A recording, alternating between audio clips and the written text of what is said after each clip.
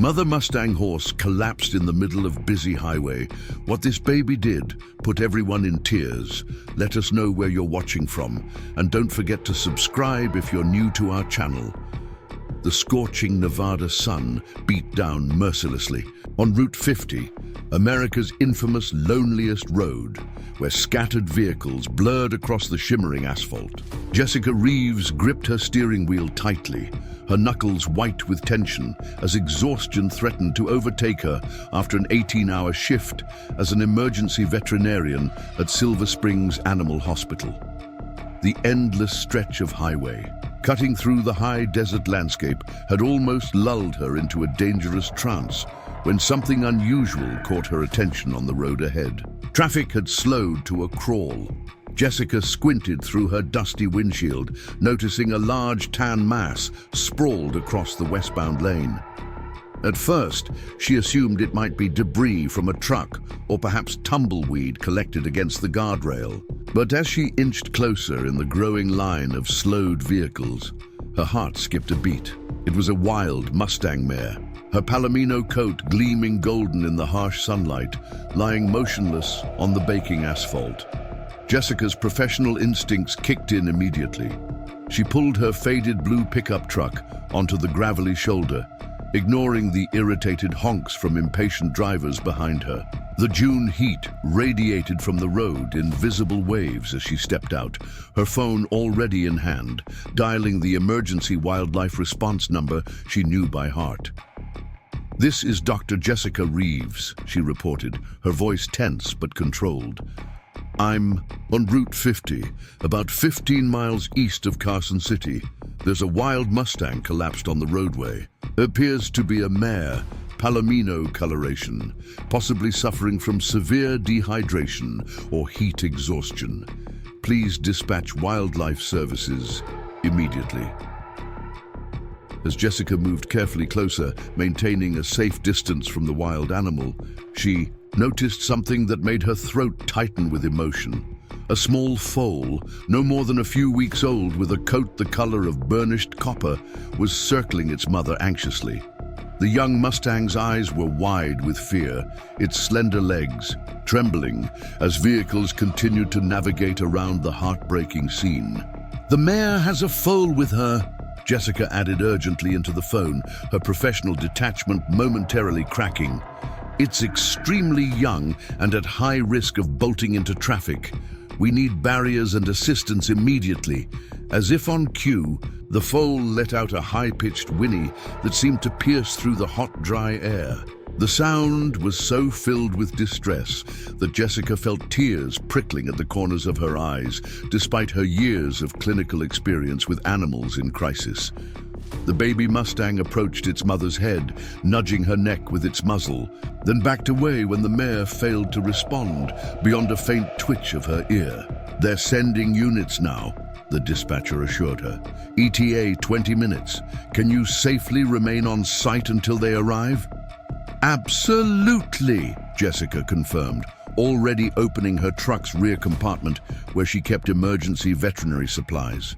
"I'm a large animal vet. I'll monitor from a safe distance, but I won't approach unless the situation becomes life-threatening. Wild Mustangs are protected, and I understand the protocols." Within minutes, more vehicles had stopped.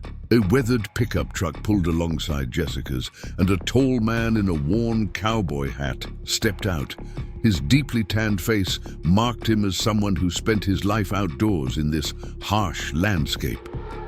"Name's Marcus Blackwood," he introduced himself. With a tip of his hat, ranch manager over at Thunder Basin, saw the commotion and figured I might help. "Those are Calico Mountain Mustangs by the look of them." Jessica nodded appreciatively. "Dr. Jessica Reeves, veterinarian. Wildlife services are en route, but I'm concerned about the foal. If the mare doesn't recover consciousness soon, it might panic and run into traffic." Together, they watched as more concerned motorists created an impromptu barrier with their vehicles, effectively blocking one lane of the highway to protect the fallen Mustang and her baby. A young couple handed out bottles of water to those who had stopped to help in the sweltering heat, Someone had placed reflective emergency triangles, several hundred yards in each direction, warning approaching vehicles to slow down. The foal's behavior grew increasingly frantic as time passed. It alternated between rushing to its mother's side and trotting nervously in small circles, its tail raised in alarm. Occasionally, it would stretch its neck toward the mare and emit soft nickering sounds that seemed to beg for a response. "Poor little thing doesn't understand what's happening," Marcus commented, his voice gruff with emotion despite his stoic expression. "Foal that age is completely dependent on its mother. Without her, it won't survive 24 hours in this desert." Jessica watched the baby Mustang with growing concern. The mare's breathing appeared shallow and irregular from what she could observe at a safe distance. Years of experience told her the horse was severely dehydrated, possibly suffering from heat stroke after being separated from the main herd. Wild horses in Nevada were experiencing increasingly difficult conditions as climate change intensified. "The already harsh desert environment. Look at the mare's flanks," she told Marcus quietly. "See how sunken they are. She's dangerously dehydrated, probably been without water for days. This time of year, the seasonal springs in the Calico Mountains start drying up, and the BLM water stations might be too far from their grazing territory." A state trooper arrived on scene, quickly assessing the situation and establishing a more formal traffic control pattern. He approached Jessica after speaking with several of the stopped motorists. "Officer Daniel Mendez," he introduced himself. "I understand you're a veterinarian. What's the situation with the horses?" Jessica briefed him quickly, explaining that wildlife services were en route and that the Mustangs were federally protected animals that required specialized handling. "The mare is in critical condition," she concluded, "and the foal is at risk of bolting into traffic or suffering from exposure if separated from its mother for too long." Officer Mendez nodded grimly. "I've called for additional units. We'll maintain traffic control until the wildlife team arrives. Is there anything we can safely do for the animals in the meantime?" Before Jessica could respond, a collective gasp arose from the growing crowd of onlookers. The foal, apparently driven by increasing desperation, had done something extraordinary. Instead of continuing its anxious circling, the small copper-colored Mustang had cautiously approached the edge of the highway, where several people stood watching. Its large, liquid eyes darted nervously from person to person, nostrils flared. As it caught their unfamiliar scents, "Nobody move," Marcus warned softly. "Wild foal like that should be running from humans, not approaching them. Something's very wrong for it to override its natural instincts like that." The foal took another hesitant step toward the humans, then froze. Its ears pricked forward, focusing intently on Jessica, who stood slightly apart from the others. Then, to everyone's astonishment, it nickered softly, the same sound it had been directing at its unconscious mother. "It's asking for help," someone whispered from the crowd. Jessica remained perfectly still, hardly daring to breathe. In 15 years of veterinary practice specializing in large animals, she had never witnessed anything like this. Wild Mustangs, especially those from isolated herds like the Calico Mountain Band, typically avoided human contact at all costs. For this foal to deliberately seek human attention went against everything she knew about wild horse behavior. "What should we do?" Officer Mendez asked quietly, deferring to her expertise. "Nothing yet," Jessica replied, her voice barely audible. "Any sudden movement might spook it back to its mother or worse, into traffic. But be ready with water and shade materials when wildlife services arrive. That mare needs immediate intervention."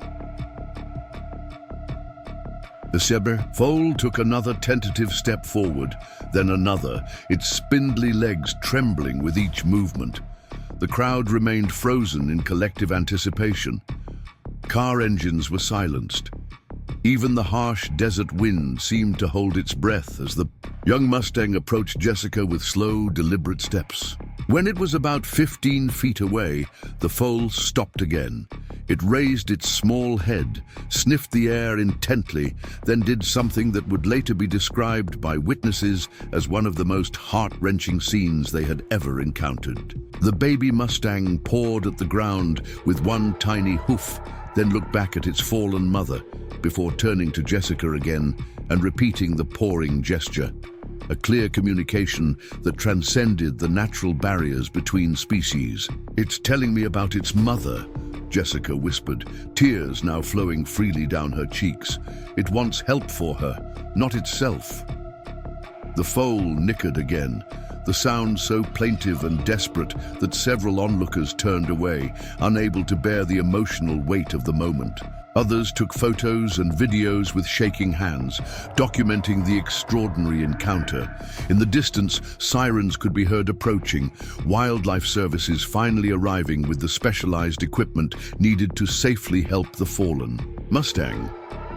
But in that moment, as the copper-colored foal stood vulnerably before them, its eyes fixed on Jessica with a silent plea that seemed to bridge the ancient divide between wild and human, time seemed suspended. Jessica felt an almost physical connection with the small creature. In her years of treating animals, she had witnessed countless moments of pain, fear, and suffering, but never had she experienced such a raw, deliberate reaching across species boundaries. A wild animal consciously seeking human intervention, not for itself, but for another. "Help is coming," she said softly to the foal, knowing it couldn't understand her words, but hoping somehow her tone might convey the meaning. "We'll help your mother, I promise." As if understanding, the foal's ears flickered toward her voice. It remained where it was, creating an impossible bridge between its wild mother and the humans it had been born to fear, yet now approached in desperate hope.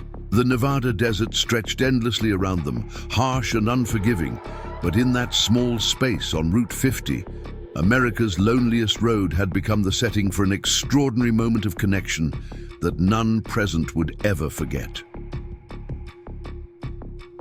The wildlife. Response vehicles pulled into view, dust clouds billowing behind their wheels as they approached the scene. The team would bring specialized knowledge, equipment, and authority to help the Mustangs, but they were arriving to a situation already transformed by the actions of one tiny foal that had defied its instincts and reached across an ancient divide. To save its mother, Marcus moved to stand beside Jessica, his weathered face solemn with respect for what they were witnessing. 30 years working with horses," he said quietly, "and I've never seen anything like this. That little one has more courage than most humans I know." Jessica nodded, unable to speak past the lump in her throat. The approaching wildlife team would bring professional solutions to this crisis, but something more profound had already occurred. A moment of connection that challenged everything she thought she knew about the boundaries between domestic and wild, between human and animal consciousness.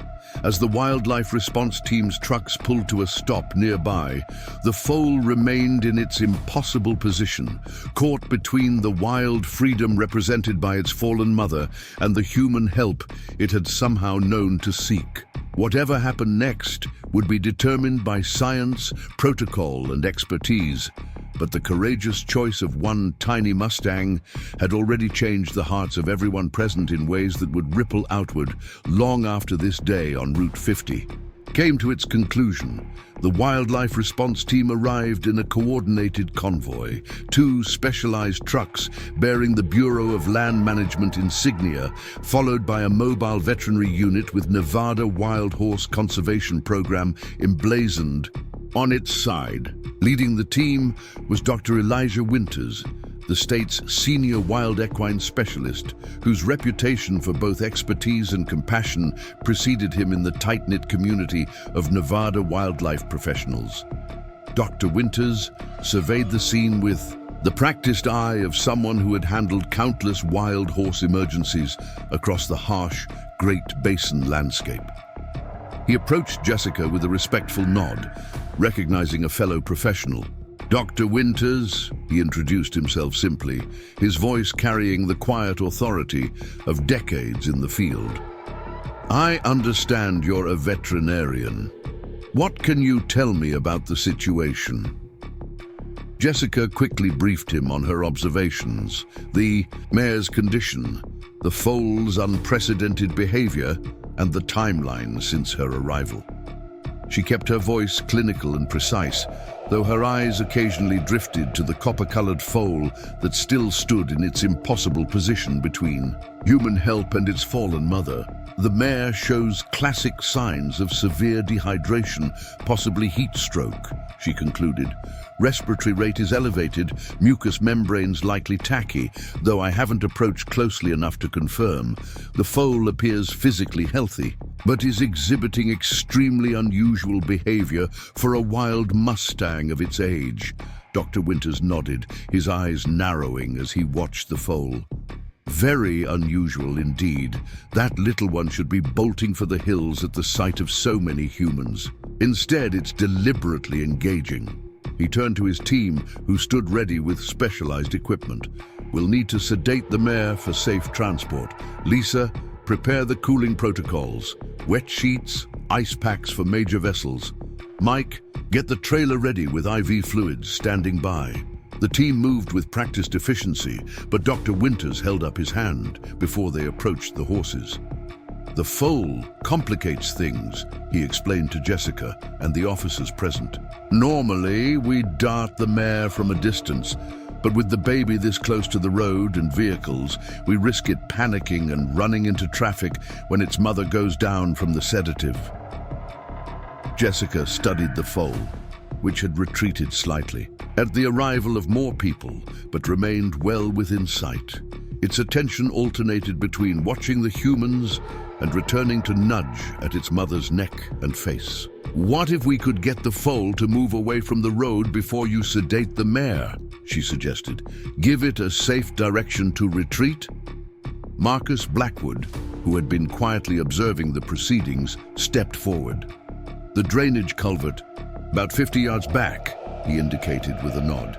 "It's dry this time of year, runs under the highway. If the foal got spooked in that direction, it would have a natural path away from traffic." Dr. Winters considered this. "Good thinking, but how do we influence which way it runs? Wild foals are unpredictable at best." An uncomfortable silence fell over the group as they weighed the dangerous variables of the situation. The foal had returned to its mother's side, pressing its muzzle against the mare's ear, making soft, nickering sounds that carried clearly in the desert air. The mare's only response was a faint flicker of her ear and increasingly labored breathing. "We don't have much time," Dr. Winters said grimly. "That mare's condition is deteriorating rapidly in this heat." As if understanding the urgency, the foal did something that once again defied natural explanation. It walked deliberately away from its mother, approaching the humans once more. This time, it moved even closer than before, coming within 10 feet of where Jessica stood. It stopped, pawing the ground insistently while looking directly at her. "It's trying to tell us something again," Jessica whispered, barely trusting her voice. The foal took another step forward, then turned its head back toward its mother before facing Jessica again. This pattern repeated several times. Approach, look at Jessica, turn to look at the mare, repeat. "I think," Jessica began slowly, hardly believing what she was about to suggest. "I think it wants me to follow it to its mother." Dr. Winters frowned. "That's not possible. Wild Mustangs don't." But even as he spoke, the foal repeated the behavior, even more deliberately this time, taking a few steps toward the mare, then returning to look at Jessica with an intensity that seemed to transcend normal animal behavior. "I've worked with wild horses for 30 years, Dr. Winters said, his professional certainty wavering as he watched the foal's purposeful movements. "I've never seen anything like this." Jessica made a decision. "Let me approach with you, slowly, non-threateningly." The foal seems to have chosen me somehow. This goes against everything we know about wild horse behavior, but something extraordinary is happening here. After a brief consultation with his team, Dr. Winters reluctantly agreed to this unorthodox approach. We'll move together. Stop if the foal shows any sign of distress. Lisa, have the sedative ready, but don't prepare the dart gun yet. The sound might spook them. With careful measured steps, Jessica and Dr. Winters began moving toward the fallen mare. The foal watched them intently. Its ears pricked forward, but showed no sign of fear. Instead, it trotted back to its mother's side, as if leading them directly to her. "This is unprecedented," Dr. Winters murmured as they approached. "That foal is barely a month old. Its instinct should be pure fear of humans." Jessica didn't respond, her focus entirely on the Mustangs before them. As they drew closer, the mare's condition became devastatingly clear. Her once beautiful palomino coat was dull with dust and sweat. Her sides heaved with each labored breath, and her eyes, barely open, showed the glazed look of an animal in critical distress. "Extreme dehydration," Dr. Winters confirmed quietly. "Probably 3, maybe 4 days without adequate water. The seasonal springs must have dried up earlier than usual this year." The foal stood protectively beside its mother, but instead of displaying the panic expected from a wild animal cornered by humans, it nickered softly to the mare, then turned expectantly to Jessica and Dr. Winters. "She needs immediate fluid therapy," Jessica observed, "and cooling measures before we attempt to move her." Dr. Winters nodded in agreement. "Lisa," he called softly to his assistant, who had followed at a discreet distance, "bring the emergency kit, slowly." What happened next became the defining moment that witnesses would later struggle to explain to friends and family who hadn't been present. As Lisa approached with the medical supplies, the foal, instead of fleeing from this new human, stepped aside, creating a clear path to the mare's neck where they would need to establish intravenous access. "It's making way for us," Lisa whispered, her professional composure momentarily cracking, like it understands we're trying to help. Working with the practiced coordination of experienced professionals, Dr. Winters and Jessica began emergency treatment. They applied water-soaked towels to the mare's major blood vessels while establishing an IV line to begin rehydration. Throughout the procedure, the foal remained unusually calm, watching intently as they worked on its mother. "Normal saline running, wide open," Dr. Winters announced. "Lisa, get the portable shade structure set up. This mare can't take any more sun exposure." The wildlife team worked efficiently under the scorching Nevada sun, their faces streaked with sweat and dust. The gathered onlookers maintained a respectful silence, many recording the extraordinary scene on their phones. Officer Mendez continued managing traffic, which had backed up considerably as news of the Mustang rescue spread via calls and messages from those present. After 20 minutes of intensive treatment, the mare showed her first significant response. A stronger flicker of her ears and a deep exhale that sounded almost like a sigh. The foal immediately noticed the change, pressing closer to its mother with an eager nicker. "That's it, girl," Dr. Winters encouraged softly, his professional detachment momentarily giving way to genuine connection. "Fight back now." Jessica monitored the mare's vital signs, noting with growing optimism the strengthening pulse and improving respiration. "She's responding to the fluids," she confirmed, "but she's still critically ill.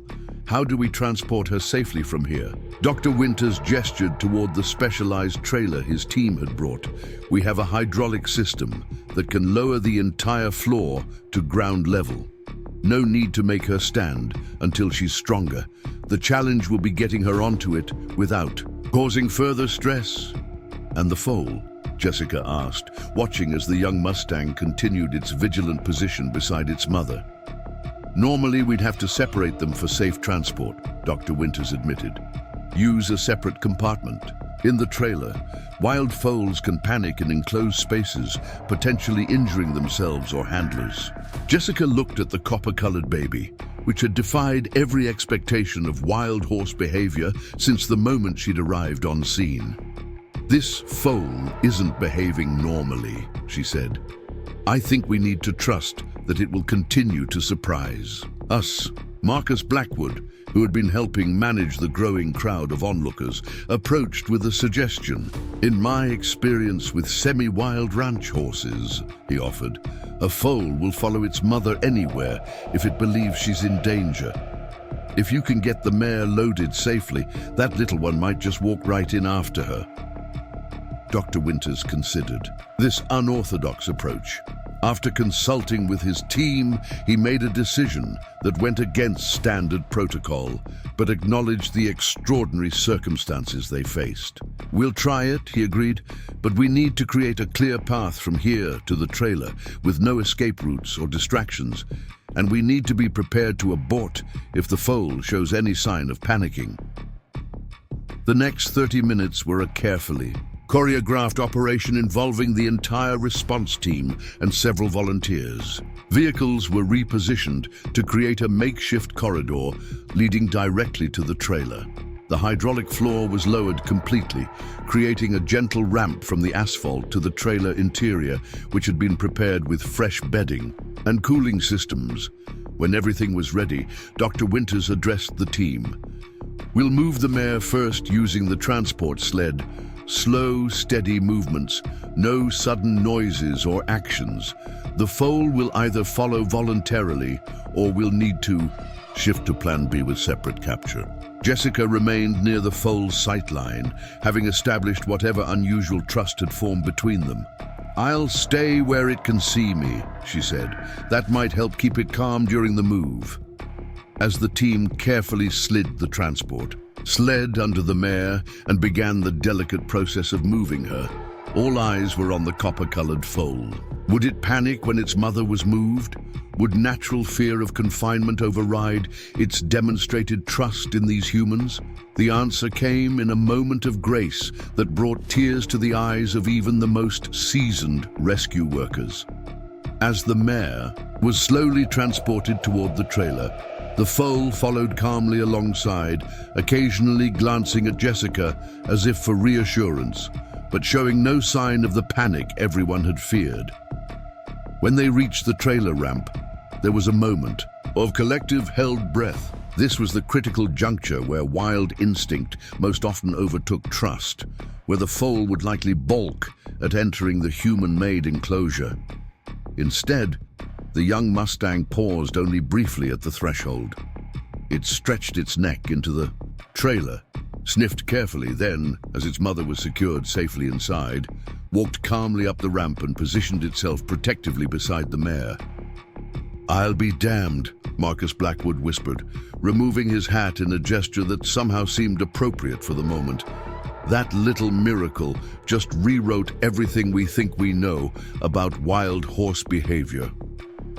Dr. Winters secured the trailer with hands that, despite decades of professional experience, trembled slightly with the weight of what they had just witnessed. "We'll transport them to our rehabilitation facility near Carson City," he told Jessica. "The mare will need intensive treatment for at least several days, possibly weeks." Jessica nodded, suddenly realizing how physically and emotionally exhausted she was after the intense rescue operation. "Will you keep them together?" she asked, unable to let go of her concern for the extraordinary foal that had reached across the divide between wild and human. "After what we've just seen," Dr. Winters smiled, "breaking every protocol seems to be working today. Yes, we'll keep them together under careful observation." As the rescue team prepared for departure, loading equipment and completing necessary documentation, Jessica found herself drawn back to the trailer. Through the viewing window, she could see the foal standing vigil beside its mother, who now lay more comfortably on the cushioned floor, intravenous fluids still running into her neck. The foal looked up as Jessica approached, its expressive eyes meeting hers through the window. In that moment of connection, Jessica felt something shift in her understanding of the creatures she had dedicated her life to treating. This wasn't just an animal acting on instinct or coincidence. Somehow, this young, wild Mustang had assessed its desperate situation and made deliberate choices that transcended the expected boundaries of its species. Officer Mendez approached, offering Jessica a bottle of water. "That was something special," he said simply. "Been with Highway Patrol 15 years, never seen anything like it." Jessica accepted the water gratefully. "I don't think anyone has," she replied, her voice soft with wonder. "That foal knew exactly what it was doing, every step of the way." As the wildlife team's vehicles prepared to depart, Dr. Winters handed Jessica his card. "I'd like you to visit them," he said, surprising her. "The mare's recovery will take time, and honestly, I'm very interested to see if this unusual bond you've formed with the foal continues to develop. Plus," he added with a smile, "I could use your expertise.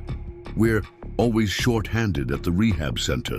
Jessica took the card, a sense of purpose replacing her exhaustion. The highway incident was ending, but something told her that her connection to these wild Mustangs was just beginning. A new chapter that had opened unexpectedly on America's loneliest road. The Nevada Wild Horse Rehabilitation Center stood, nestled against the eastern foothills of the Sierra Nevada mountains, its modern facilities artfully designed to blend with the natural landscape. Jessica pulled her truck into the visitor parking area, dust billowing behind her wheels before settling in the clear mountain air. 3 days had passed since the highway rescue, and despite her exhaustion after returning to her regular duties at the animal hospital, she had been unable to stop thinking about the copper-colored foal and its mother. Dr. Winters met her at the entrance, his weathered face breaking into a smile of recognition. "Dr. Reeves, glad you could make it. I was beginning to think you might not take me up on the invitation." "Sorry for the delay," Jessica apologized, falling into step beside him as they walked toward the main building. "Emergency surgery yesterday ran longer than expected. How are they doing?" "The mare is showing remarkable improvement," Dr. Winters replied, leading her through the reception area with its educational displays about Nevada's wild horse population. "She was even more dehydrated than we initially thought. Lab values showed severe electrolyte imbalances and early kidney compromise, but she's responding well to treatment. And the foal..." He paused, shaking his head slightly. "Well, you should see for yourself." They passed through a security door into the rehabilitation wing of the facility. Through large windows, Jessica could see various enclosures housing injured or recovering wild horses. Unlike typical stables, these spaces were designed to minimize human contact while providing necessary care. Observation windows were partially obscured, and feeding systems were automated to reduce dependency on human caretakers. "We've placed them in our special mare-foal recovery unit," Dr. Winters explained as they approached a door marked "Intensive Care." "It's designed for privacy and minimal disruption, with remote monitoring capabilities, so we don't stress them with constant human presence." Before entering, he handed Jessica a surgical mask. "Standard protocol for critical care areas," he explained, "reduces risk of human pathogens reaching compromised animals." Properly masked, they entered the climate-controlled room that served as an observation area attached to a spacious recovery stall. Through a large one-way glass window, Jessica could see the palomino mare resting comfortably on a thick bed of straw. An intravenous catheter remained in her neck, connected to a fluid bag hanging from a specialized mount designed to accommodate a standing horse's height. The mare's coat had been gently cleaned, revealing the true golden color that had been dulled by dust and sweat during her collapse. "We've named her Esperanza," Dr. Winters said quietly. "It means hope in Spanish. Seemed fitting given the circumstances." Jessica nodded. her eyes searching the stall for the foal. "And the baby?" Dr. Winters smiled. "We're calling him Milagro.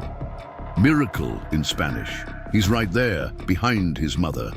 As if on cue, the copper-colored foal appeared from behind Esperanza, his movement much more energetic and confident than when Jessica had last seen him. He pranced around the stall with the boundless energy of a young horse who felt secure in his surroundings, occasionally pausing to nurse briefly from his mother before resuming his playful exploration. "He's doing so well," Jessica observed, feeling an unexpected surge of emotion at seeing the once desperate foal now thriving. Both of them looked transformed. "Physically, yes," Dr. Winters agreed. "Esperanza has stabilized faster than any of us expected. Her blood work is improving daily, and she's eating and drinking normally now. But there's something else I wanted you to see, something that continues to defy conventional understanding of wild horse behavior." He pressed a button on a control panel, activating a video screen that displayed footage from the recovery stall captured over the previous days. "Watch this," he said, selecting a specific recording. The time-stamped video showed a staff veterinarian entering the stall to check Esperanza's IV line. In normal circumstances, a wild mare with a foal would show extreme defensive behavior toward any human approaching, pinned ears, bared teeth, possibly even charging to protect her baby. Instead, Esperanza remained calm, watching the vet carefully but making no aggressive moves. Even more remarkably, Milagro approached the veterinarian with evident curiosity, sniffing at her outstretched hand before returning to his mother's side. Jessica struggled to find the right words. "That's not normal wild Mustang behavior. Not even close," Dr. Winters confirmed, advancing the footage to show similar interactions with different staff members. "We've worked with dozens of rescued wild foals. They typically hide behind their mothers, show extreme fear responses, or display desperate escape behaviors. Milagro is acting more like a domestic foal born around humans than a wild Mustang from an isolated herd." Jessica watched the footage in fascination. Could he have had previous human contact before the rescue? Maybe they weren't completely wild. Dr. Winters shook his head firmly. "We've confirmed through DNA testing and BLM records that they're from the Calico Mountain herd, one of the most isolated bands in the state. Their genetic markers show no evidence of domestic horse crossbreeding for many generations. These are true wild Mustangs, not feral horses." He switched off the video and gestured toward the window again. "But there's something else even more unusual. Milagro responds differently to different people, showing general curiosity with most staff, but a distinctly higher level of interest in a few specific individuals." Before Jessica could ask what he meant, the door to the stall opened and a veterinary technician entered carrying fresh bandaging supplies. Through the window, Jessica watched as Esperanza remained relaxed while the technician checked her IV site. Milagro observed from a short distance, interested but not approaching. "That's his baseline response to most of our staff," Dr. Winters explained. "Tolerant but cautious. Now watch this." He pressed the intercom button. "Sarah, could you ask Lisa to come in for the medication check?" A minute later, a different technician entered the stall. The change in Milagro's behavior was immediate and dramatic. The foal trotted directly to the new arrival, nickering softly and following her closely as she went about her tasks. Lisa was part of the highway rescue team, Dr. Winters explained. He seems to remember her specifically. "Memory and recognition," Jessica murmured. "That's sophisticated cognitive processing for a foal his age." Dr. Winters nodded. "Which brings me to why I was particularly interested in having you visit. Would you like to go in?" Jessica felt her heartbeat quicken at the suggestion. "Are you sure it's safe? We don't want to disrupt their recovery or create dependency." "Under normal circumstances, I'd say no," he admitted. "But nothing about this case has followed normal parameters. From a research perspective, I'm curious to see if the connection you formed during the rescue has persisted." After being briefed on safety protocols and proper approaches to the recovering wild horses, Jessica carefully entered the stall. She moved slowly, keeping her posture non-threatening and her voice soft. Esperanza's ears pricked forward, tracking Jessica's movement with the natural wariness of a wild animal, but showing none of the defensive aggression typical of a Mustang mare with a foal. And then there was Milagro. The moment Jessica entered, the foal had frozen in place, his head high and nostrils flared as he processed her scent. Jessica remained still, allowing him to make the choice to approach or retreat. What happened next left even the experienced Dr. Winters speechless. Milagro gave a soft nicker, almost identical to the sound he had made on the highway, and trotted directly to Jessica. Without hesitation, he pressed his muzzle against her hand in a gesture so trusting, so deliberately affectionate, that Jessica felt tears welling in her eyes. "He remembers you," Dr. Winters said softly from the doorway, "completely and specifically." Jessica gently stroked the foal's copper-colored neck, marveling at the transformation from the desperate, frightened baby she had encountered on the highway to this confident young Mustang. "Hey there, Milagro," she whispered. "You're looking so much better." As if understanding her words, the foal pressed closer, his large liquid eyes fixed on her face with an intelligence that seemed to transcend normal animal awareness. After a moment, he turned and trotted back to Esperanza, touching noses with his mother before returning to Jessica's side, creating a bridge between the two, just as he had done during the rescue. "He's connecting us," Dr. Winters observed, with quiet amazement, "creating a deliberate association between you and his mother." Jessica nodded, understanding the significance.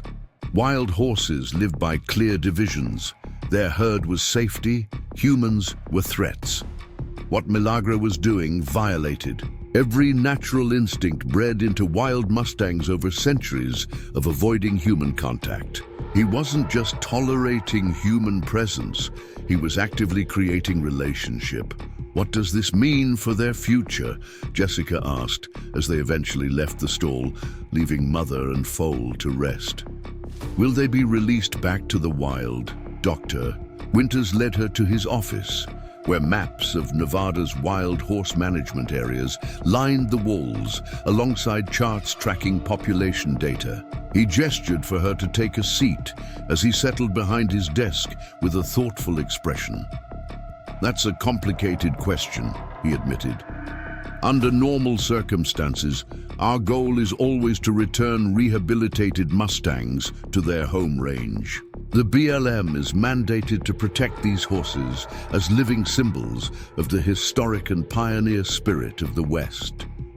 He pulled up a computer file showing aerial images of the drought-stricken Calico mountain range. But their home territory is facing unprecedented challenges. Climate change has altered rainfall patterns, reducing water availability. The seasonal springs Esperanza's herd depended on dried up 2 months earlier than historical patterns predicted. "Could they be relocated to a different management area?" Jessica suggested. "Somewhere with more reliable water sources?" Dr. Winters shook his head regretfully. "Established herds defend their territories aggressively, introducing outsiders, especially a mare with a young foal, often results in rejection or injury, and there's something else to consider." He pulled up the footage from the recovery stall again, showing Milagro's unusual interactions with humans. This foal has developed associations with humans that could put him at risk in the wild. He might approach people who don't have his best interests at heart, including those who illegally capture Mustangs for profit. Jessica felt a knot forming in her stomach. The thought of Milagro, with his trusting nature, potentially approaching hunters or illegal horse trappers was unbearable. "So, what options do they have?" "There are several possibilities. Dr. Winters explained.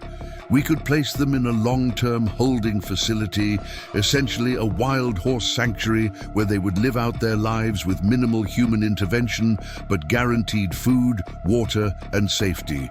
Or, he paused, studying Jessica thoughtfully. There's another option we sometimes consider for special cases. We have a network of qualified adopters with appropriate facilities and experience with gentling wild horses. These are carefully vetted. Homes where Mustangs can live semi-wild lives on private preserves while receiving necessary care. Jessica absorbed this information, her mind racing with unexpected possibilities. She owned 20 acres outside of Silver Springs, land she had purchased years ago with vague plans of someday creating a retirement sanctuary for elderly large animals from her veterinary practice. The property had natural springs established, a grazing, and was already partially fenced. The adoption option, she said carefully, what would that involve? Dr. Winters leaned back in his chair. An extensive application process, home inspection, proof of appropriate facilities, and demonstrated knowledge of wild horse behavior and needs, plus ongoing monitoring to ensure the animal's well-being. He paused, giving her a knowing look. Are you thinking what I think you're thinking, Dr. Reeves? Before Jessica could respond, there was a knock at the office door. Lisa, the veterinary technician Milagro had recognized, entered with an urgent expression. Dr. Winters, you need to... See this, she said, gesturing toward the recovery ward. Something's happening with Esperanza and Milagro. They hurried back to the observation area to find several staff members already watching through the window with expressions of disbelief. Inside the stall, Esperanza had risen to her feet, appearing stronger than she had since the rescue. But it was Milagro who commanded everyone's attention. The foal was engaged in behavior so deliberate, so seemingly purposeful, that it defied conventional understanding of equine cognition. He was repeatedly walking to the stall door, then back to his mother, then to the specific spot where Jessica had stood earlier, creating a clear pattern that he repeated with increasing urgency.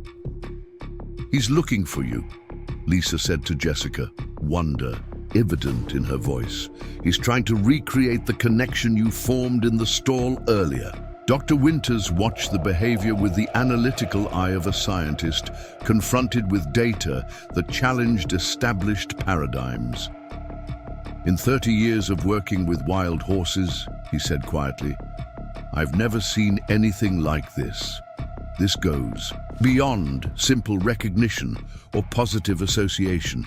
This foal is demonstrating what appears to be intentional communication across species boundaries. As they watched, Milagro continued his pattern, occasionally stopping to nicker toward the observation window as if sensing their presence despite the one-way glass.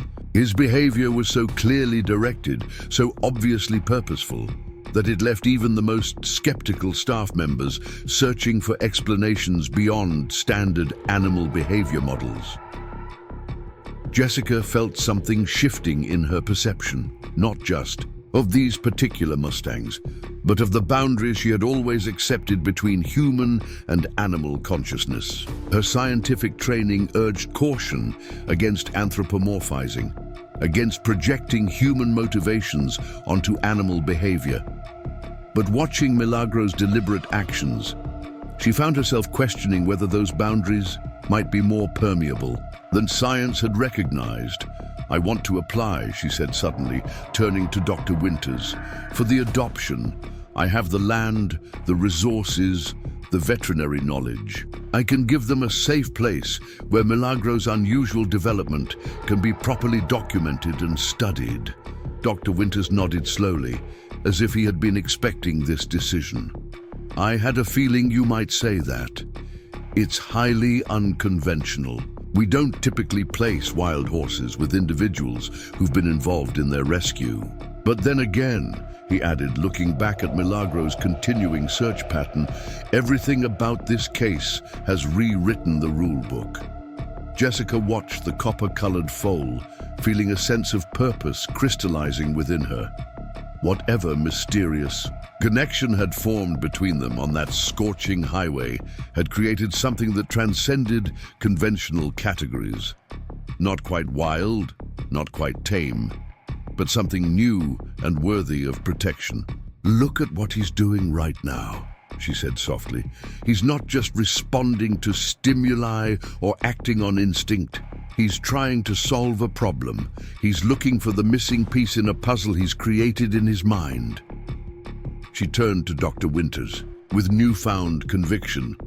"I need to understand what's happening here, and more importantly, I need to make sure he has the chance to continue showing us what he's capable of." The adoption process moved with unexpected swiftness, accelerated by the unique circumstances of Esperanza and Milagro's case and Dr. Winters' influence within the Bureau of Land Management's Wild Horse Program. 4 weeks after submitting her application, Jessica stood in her property's newly reinforced paddock area, making final preparations for the Mustang's arrival.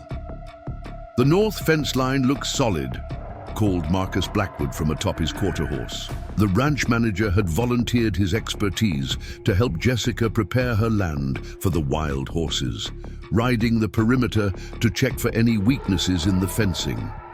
Since the highway rescue, he had become an unexpected ally, offering practical knowledge gained from decades of working with semi-wild ranch horses. Jessica shaded her eyes against the morning sun as she watched him ride toward her. "How about the access to the spring? Did you check the approach path?" "All clear and properly protected," Marcus confirmed, dismounting with the easy grace of a lifelong horseman.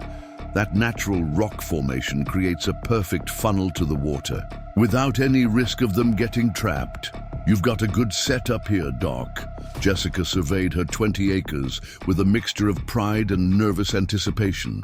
The land stretched toward distant mountains, featuring rolling terrain with scattered juniper trees and native grasses. She had owned the property for years, but had never fully developed it, maintaining it as a future project for someday. Now that someday had arrived with unexpected urgency. "I still can't believe how quickly this is happening," she admitted, adjusting the brim of her hat. "Most wild horse adoptions take months of paperwork and inspections." Marcus nodded, understanding the subtext of her comment. "Nothing about this case has followed the usual rules. Those horses chose you, plain and simple. Even the government boys can see that." The sound of vehicles approaching pulled their attention to the long driveway where a BLM truck and trailer had appeared, kicking up dust as they made their way toward the prepared paddock area. Dr. Winters drove the lead vehicle with Lisa and 2 other rehabilitation center staff following in the horse trailer. "Right on time," Jessica murmured, feeling her heart rate quicken. Despite all her professional training and experience with horses, this felt fundamentally different from any other veterinary case she had handled. These weren't patients or even typical domestic animals. They were wild creatures who had somehow formed a connection that defied conventional understanding. Dr. Winters greeted her with a firm handshake. "Everything looks good from my initial survey. Your property meets all the space requirements, and I can see you've been busy with the recommended improvements." Marcus has been instrumental, Jessica acknowledged, introducing the rancher to Dr. Winters. His experience with range horses gave us insights on creating natural movement patterns and making the fencing as unobtrusive as possible. While the men discussed technical aspects of the setup, Jessica found herself drawn to the trailer where Esperanza and Milagro waited. Through the slats, she caught glimpses of golden coat and the occasional flash of copper as the foal moved around inside. During the 4 weeks of planning and preparation, she had visited them regularly at the rehabilitation center, watching as Esperanza regained her strength and Milagro continued to demonstrate his extraordinary cognitive abilities. Lisa joined her at the trailer, clipboard in hand. They traveled well, she reported professionally, though her eyes betrayed her emotional investment in the unusual pair. Esperanza is remarkably calm for a wild mare in transport. Milagro actually seemed excited when we loaded them this morning, almost as if he understood where they were going, or who they were going to, Dr. Winters added, approaching from behind. He's been consistently responsive to your visits at the center. The behavioral documentation team has compiled quite a file on his unique reactions to your presence. Jessica listened, still uncomfortable with being the focus of what had essentially become an informal research study on wild horse cognition and cross-species bonding. I'm just glad they're both healthy enough for release from medical supervision. Dr. Winters nodded, his expression turning more serious. Physically, they're both excellent candidates for this controlled release program. Esperanza has fully recovered from her dehydration crisis, and Milagro is developing normally. But I want to be clear about something, Dr. Reeves. He gestured for them to step away from the trailer for a moment of privacy. What we're doing here isn't a typical adoption. This is a pioneering attempt at creating a new model for special cases. Wild horses that have formed unusual human connections but deserve to maintain as much of their natural lifestyle as possible. You're not bringing home pets. I understand. Completely, Jessica assured him. The goal is to provide them a protected environment where they can live according to their wild nature, while ensuring they have the resources they need to thrive, and allowing us to continue documenting Milagro's extraordinary cognitive development, Dr. Winters added. The research potential here goes beyond these two horses. What we learn could influence wild horse management practices throughout the West. With the legal paperwork completed and final instructions shared, it was time for the moment Jessica had both anticipated and feared, releasing Esperanza and Milagro into their new home. The team positioned the trailer alongside the specially designed release paddock, which would serve as a transitional space before the Mustangs were given access to the larger property. We'll open the trailer and then immediately clear the area, Dr. Winters instructed everyone present. No sudden movements, no loud noises. These are still wild animals, regardless of the unusual circumstances. Jessica took her position at the observation point they had established, close enough to monitor the release, but far enough away to avoid creating pressure on the horses. Marcus stood beside her, his expression reflecting his own investment in the outcome of this unconventional project. With practiced efficiency, Lisa and another handler opened the trailer and quickly retreated. For several long moments, nothing happened. The interior of the trailer remained dark and still, with no movement visible through the open doorway. "Give them time," Marcus murmured. "They need to assess what's happening." Finally, Esperanza's golden head appeared cautiously in the doorway. Her ears pricked forward as she surveyed the unfamiliar surroundings. Nostrils flared to capture the sense of this new territory.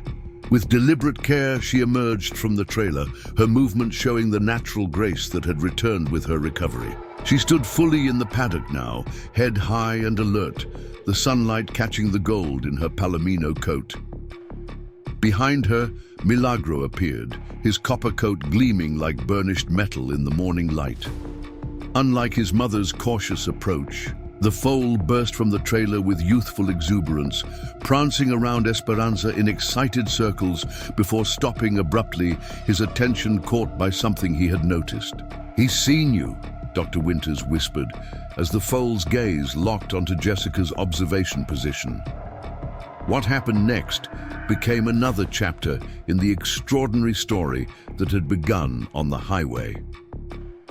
Milagro gave a soft nicker, the same distinctive sound he had made when approaching humans during the rescue, and trotted directly toward Jessica's position.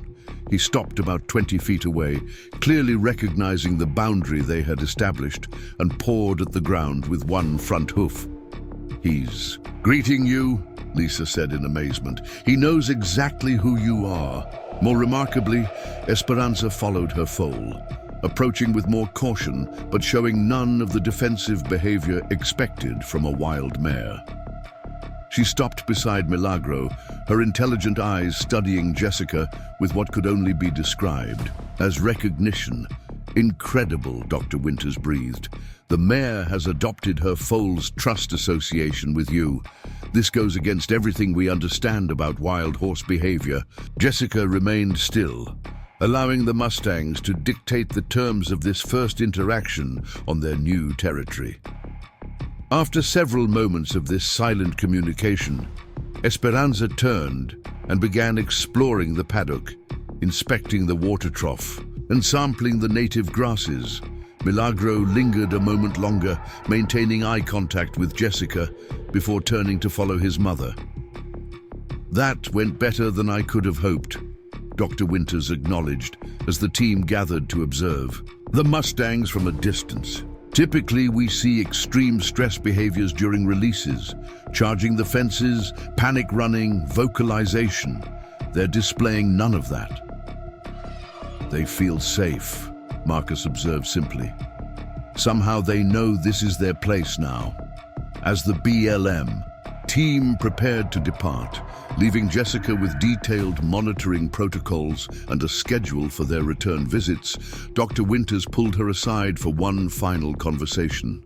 "I've been doing this work for 3 decades, he said, his voice reflecting genuine wonder. "I've overseen hundreds of wild horse rescues, rehabilitations, and releases. What's happening here is unprecedented in my experience." Jessica nodded, watching as Milagro playfully explored his new environment, occasionally returning to check on Esperanza, who grazed peacefully nearby. "I keep telling myself not to anthropomorphize, not to project human motivations onto their behavior. But it's becoming increasingly difficult to explain what we're seeing without acknowledging a level of cognitive processing we don't typically attribute to horses," Dr. Winters finished for her. "Especially wild ones." He handed her a small device, a specialized wildlife camera. "We'd like to place several of these around the property with your permission. Remote monitoring uploading to our secure research server. Minimal intrusion, but maximum data collection on their adjustment and behavior patterns." "Of course," Jessica agreed readily. "Anything that helps us understand what's happening here." As the BLM vehicles disappeared down the long driveway, Jessica and Marcus remained at the observation point, watching the Mustangs settle into their new home. The morning had stretched into afternoon, the Nevada sun tracking across a cloudless sky as Esperanza and Milagro established their first patterns in the unfamiliar territory. "What happens now?" Marcus asked, breaking the comfortable silence that had developed between them. Jessica considered the question, understanding it went beyond the immediate practical concerns of wild horse management. "Now we observe, we learn, we try to understand what they have to teach us." Marcus nodded thoughtfully, his weathered face reflecting decades of practical horse experience, now confronted with something that challenged his established understanding. "That little colt is special. Never seen anything like him in all my years with horses. He chose to trust when fear would have been the natural response," Jessica said softly. "That single decision changed everything. For him, for his mother, for everyone who witnessed it." As if sensing he was the subject of their conversation, Milagro looked up from where he had been investigating a juniper bush. The foal studied them for a long moment, then did something that left even Marcus speechless.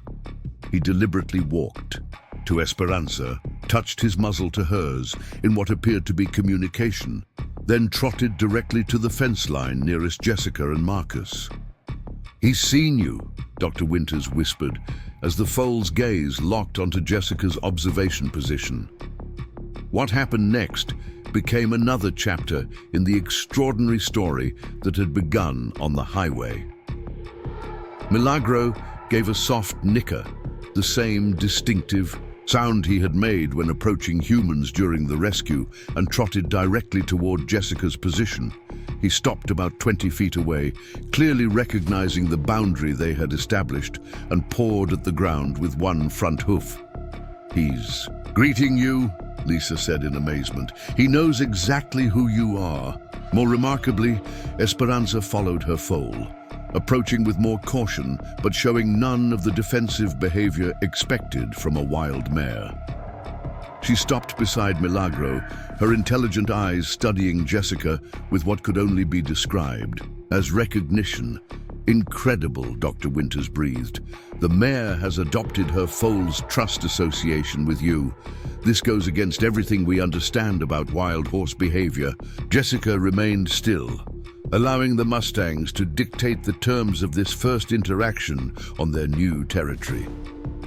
After several moments of this silent communication, Esperanza turned and began exploring the paddock, inspecting the water trough and sampling the native grasses.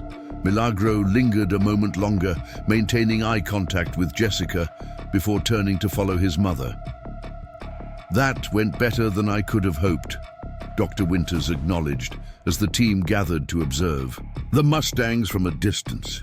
"Typically, we see extreme stress behaviors during releases, charging the fences, panic running, vocalization. They're displaying none of that." "They feel safe," Marcus observed simply. "Somehow they know this is their place now." As the BLM team prepared to depart, leaving Jessica with detailed monitoring protocols and a schedule for their return visits, Dr. Winters pulled her aside for one final conversation. "I've been doing this work for 3 decades, he said, his voice reflecting genuine wonder. "I've overseen hundreds of wild horse rescues, rehabilitations, and releases. What's happening here is unprecedented in my experience." Jessica nodded, watching as Milagro playfully explored his new environment, occasionally returning to check on Esperanza, who grazed peacefully nearby. "I keep telling myself not to anthropomorphize, not to project human motivations onto their behavior. But it's becoming increasingly difficult to explain what we're seeing without acknowledging a level of cognitive processing we don't typically attribute to horses," Dr. Winters finished for her. "Especially wild ones." He handed her a small device, a specialized wildlife camera. "We'd like to place several of these around the property, with your permission. Remote monitoring uploading to our secure research server. Minimal intrusion, but maximum data collection on their adjustment and behavior patterns." "Of course," Jessica agreed readily. "Anything that helps us understand what's happening here." As the BLM vehicles disappeared down the long driveway, Jessica and Marcus remained at the observation point, watching the Mustangs settle into their new home. The morning had stretched into afternoon, the Nevada sun tracking across a cloudless sky as Esperanza and Milagro established their first patterns in the unfamiliar territory. "What happens now?" Marcus asked, breaking the comfortable silence that had developed between them. Jessica considered the question, understanding it went beyond the immediate practical concerns of wild horse management. "Now we observe, we learn, we try to understand what they have to teach us." Marcus nodded thoughtfully, his weathered face reflecting decades of practical horse experience, now confronted with something that challenged his established understanding. "That little colt is special. Never seen anything like him in all my years with horses. He chose to trust when fear would have been the natural response," Jessica said softly. "That single decision changed everything. For him, for his mother, for everyone who witnessed it." As if sensing he was the subject of their conversation, Milagro looked up from where he had been investigating a juniper bush. The foal studied them for a long moment, then did something that left even Marcus speechless. He deliberately walked to Esperanza, touched his muzzle to hers in what appeared to be communication, then trotted directly to the fence line nearest Jessica and Marcus. "They've established a clear pattern," he noted as Jessica joined him. Dawn grazing in the East Meadow, midday rest under the juniper grove, afternoon exploration of the northern boundary, evening return to the spring. Jessica nodded, watching. As Esperanza moved with calm purposefulness through the tall grasses, Milagro never far from her side. They're creating territories within the property. Dr. Winters says it's exactly what they would do in the wild, establishing safe zones, reliable food sources, escape routes. Except for one thing, Marcus pointed out, gesturing toward the Mustangs with a weathered hand.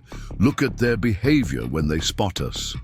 As if on cue, Milagro's head came up, ears pricked forward as he noticed their presence.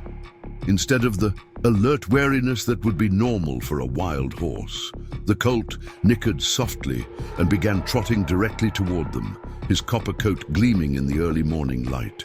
Esperanza watched her foal approach the humans, showing mild interest but no alarm, a response that continued to defy typical wild Mustang behavior.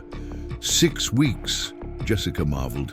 6 weeks since the highway, and he still remembers. Marcus adjusted his hat thoughtfully. It's more than memory, he's building on it. Watch how deliberately he approaches now. No hesitation, no fear response. He's categorized us as safe, in a way wild Mustangs simply don't do with humans. Milagro reached the fence line, stretching his neck to greet Jessica with the gentle nudging gesture that had become their ritual. She stroked his forehead, marveling at the softness of his coat and the trust evident in his relaxed posture. The research team is fascinated by the selective nature of his responses, Jessica said, referring to the BLM scientists who visited regularly to collect data.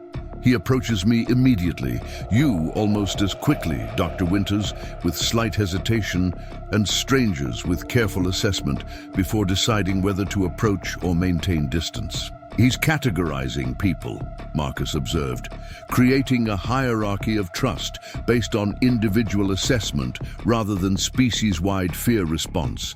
That's sophisticated cognitive processing.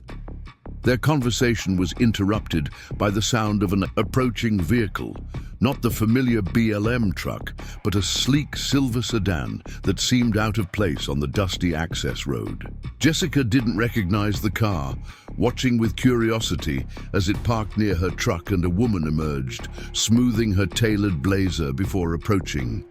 "Dr. Jessica Reeves?" the woman called, making her way toward the fence with urban awkwardness. Her impractical shoes clearly not intended for rural Nevada terrain. "That's me," Jessica confirmed, automatically stepping slightly in front of Milagro in a protective gesture that wasn't lost on Marcus. "Can I help you?" The woman extended her hand with professional confidence. "Vanessa Mitchell, feature producer for National Wildlife Network. We've been following the story of your highway Mustang rescue, and we're interested in producing a special documentary segment about their recovery and this innovative rehabilitation approach." Jessica accepted the handshake cautiously.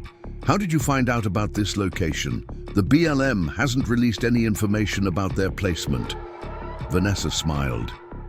"The viral videos from the highway incident got millions of views. People are invested in what happened to these horses. We did some investigative work, spoke to witnesses from the scene, and eventually connected with someone at the rehabilitation center who confirmed they'd been placed in a special monitored adoption program. Your name came up in connection with the case." Marcus stepped forward, his posture subtly protective. "This is a private sanctuary with protected wildlife. It's not open to media access." The producer's smile didn't waver. "I understand your caution, but this could be tremendously beneficial for wild horse conservation efforts. The story of a foal who defied natural instincts to seek human help is exactly the kind of emotional connection that drives public support for protection programs." Jessica felt conflicted. On one hand, she was deeply protective of Esperanza and Milagro's privacy and recovery. On the other, she understood the potential broader impact their story could have on conservation awareness. I'd need to consult with Dr. Winters and the BLM research team before considering any media presence, she said finally. They're monitoring the horse's adjustment very carefully, and any disruption could affect both their well-being and the research data. Vanessa nodded eagerly. Of course. Here's my card. We'd work within any guidelines the research team establishes. Limited crew, minimal equipment, whatever protocols would ensure the horse's comfort. She glanced past Jessica to where Milagro still stood at the fence line, watching the interaction with evident curiosity. Is that him? The foal from the videos? Before Jessica could answer, Milagro made his own decision. To everyone's surprise, he nickered softly and took a step closer to the fence, stretching his neck toward the newcomer in careful assessment. "Oh my goodness," Vanessa breathed, instinctively stepping forward. "He's even more beautiful than in the footage." "Don't make any sudden movements," Marcus cautioned quietly. "Let him decide whether to approach you." The producer froze, clearly, unaccustomed to wildlife encounters, but wise enough to follow instructions. Milagro studied her for a long moment, his expressive eyes seeming to evaluate this unfamiliar human.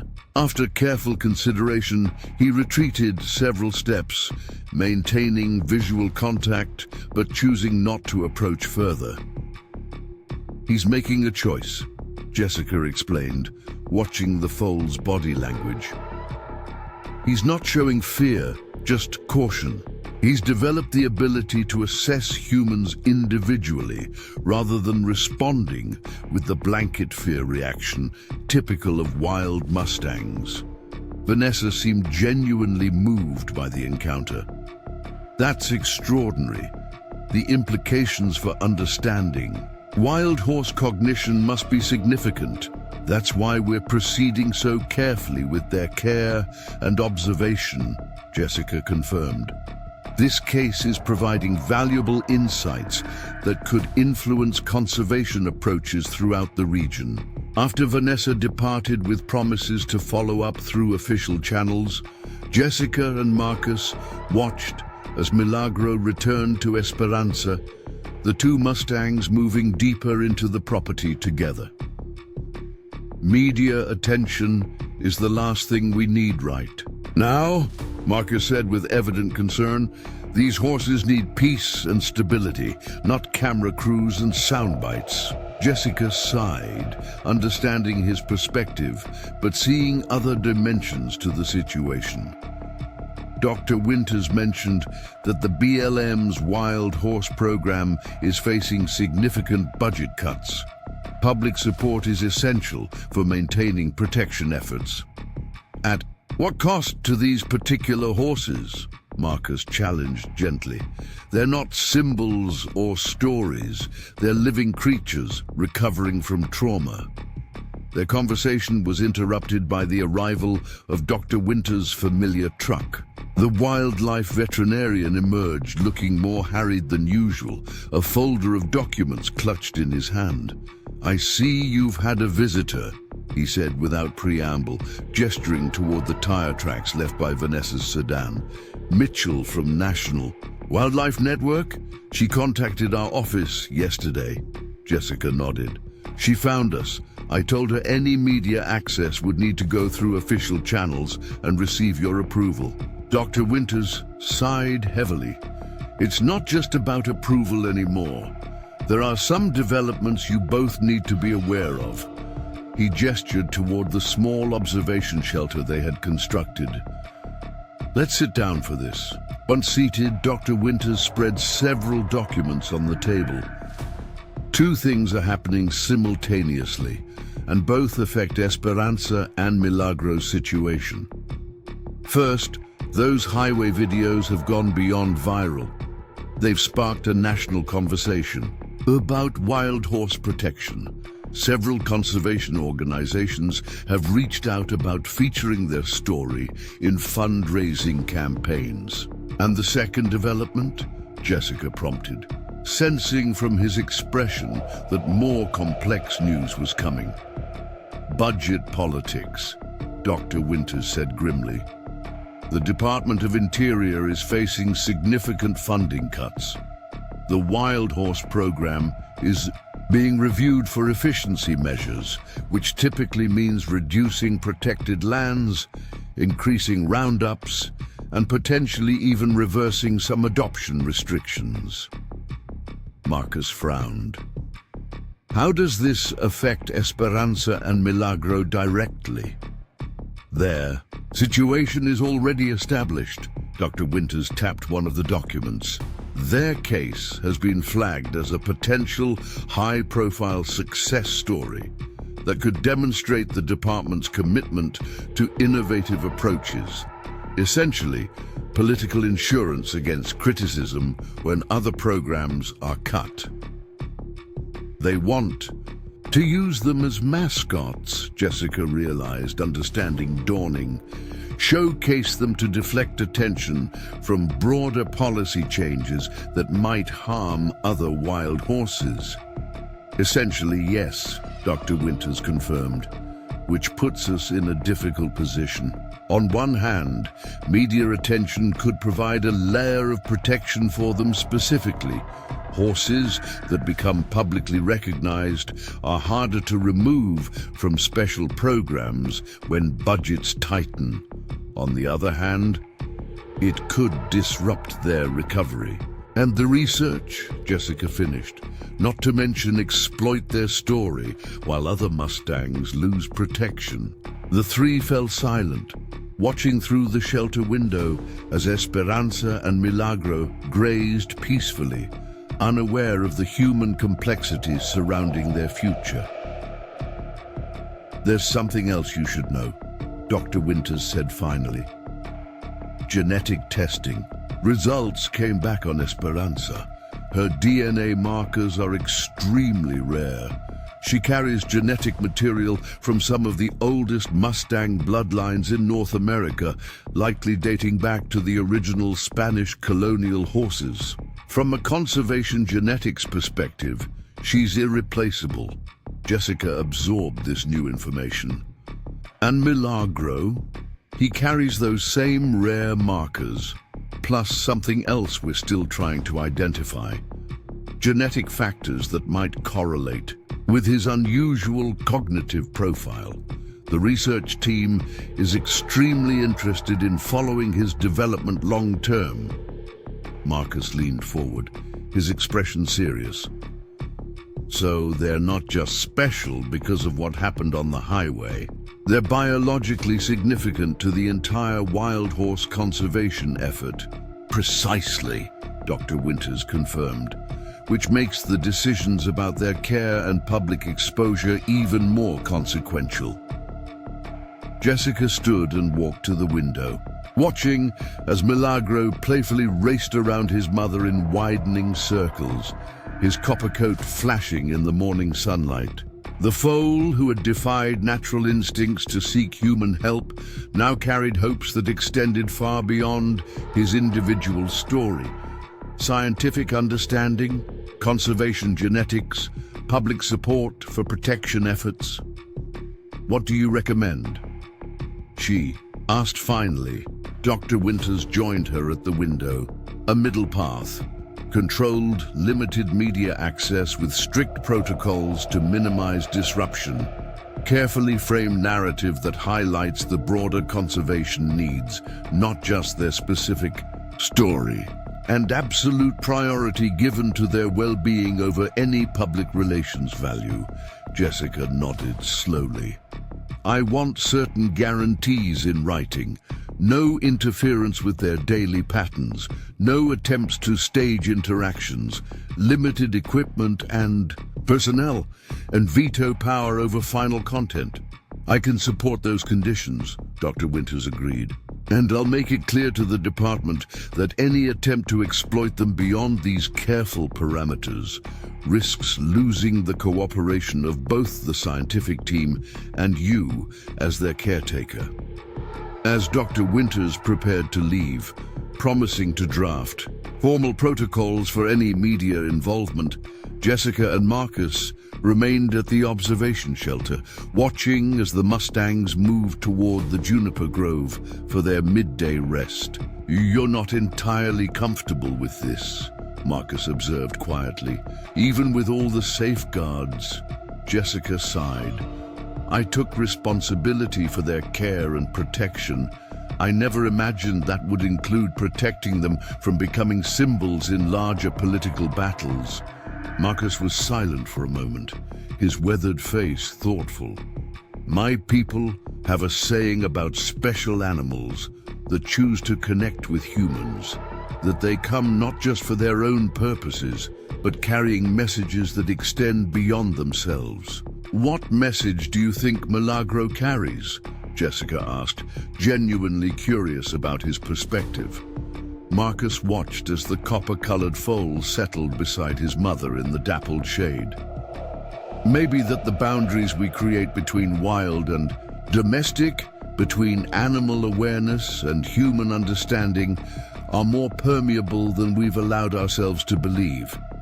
Maybe that connection can happen even across the widest divides when there's genuine need and genuine response." Jessica considered, his words finding unexpected resonance with her own evolving understanding. What had begun as an emergency rescue on a scorching highway had expanded into questions about animal cognition, conservation ethics, public engagement, and the complex relationship between humans and the wild creatures with whom they shared, increasingly threatened landscapes. "If we do allow some form of their story to be shared more widely," she said finally, "it needs to honor the complexity. Not just a heartwarming moment of acute foal, but the deeper questions their case raises about how we perceive and protect wild species." Marcus nodded in agreement. "Not just what this baby did that put everyone in tears, but why it matters for all of us, human and horse alike." As the sun climbed higher in the Nevada sky, Jessica watched Milagro drift into the relaxed sleep of a young horse who felt secure in his world.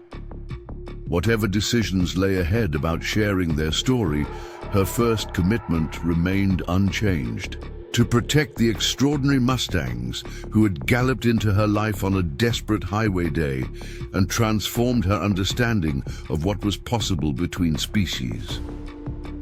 The copper-colored foal slept peacefully beside his golden mother, unaware of the larger conversations his brave choice had sparked across human institutions and media platforms.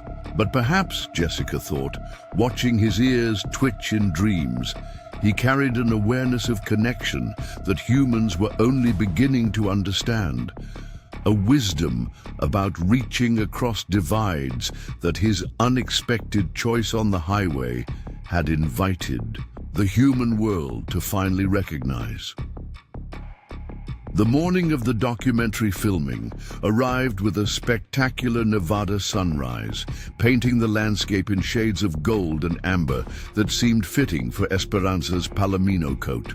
After weeks of careful negotiation, detailed protocols, and multiple planning sessions, a small crew from National Wildlife Network had been granted limited access to document the Mustang's story under strict conditions designed to protect both their well-being and the integrity of the ongoing research.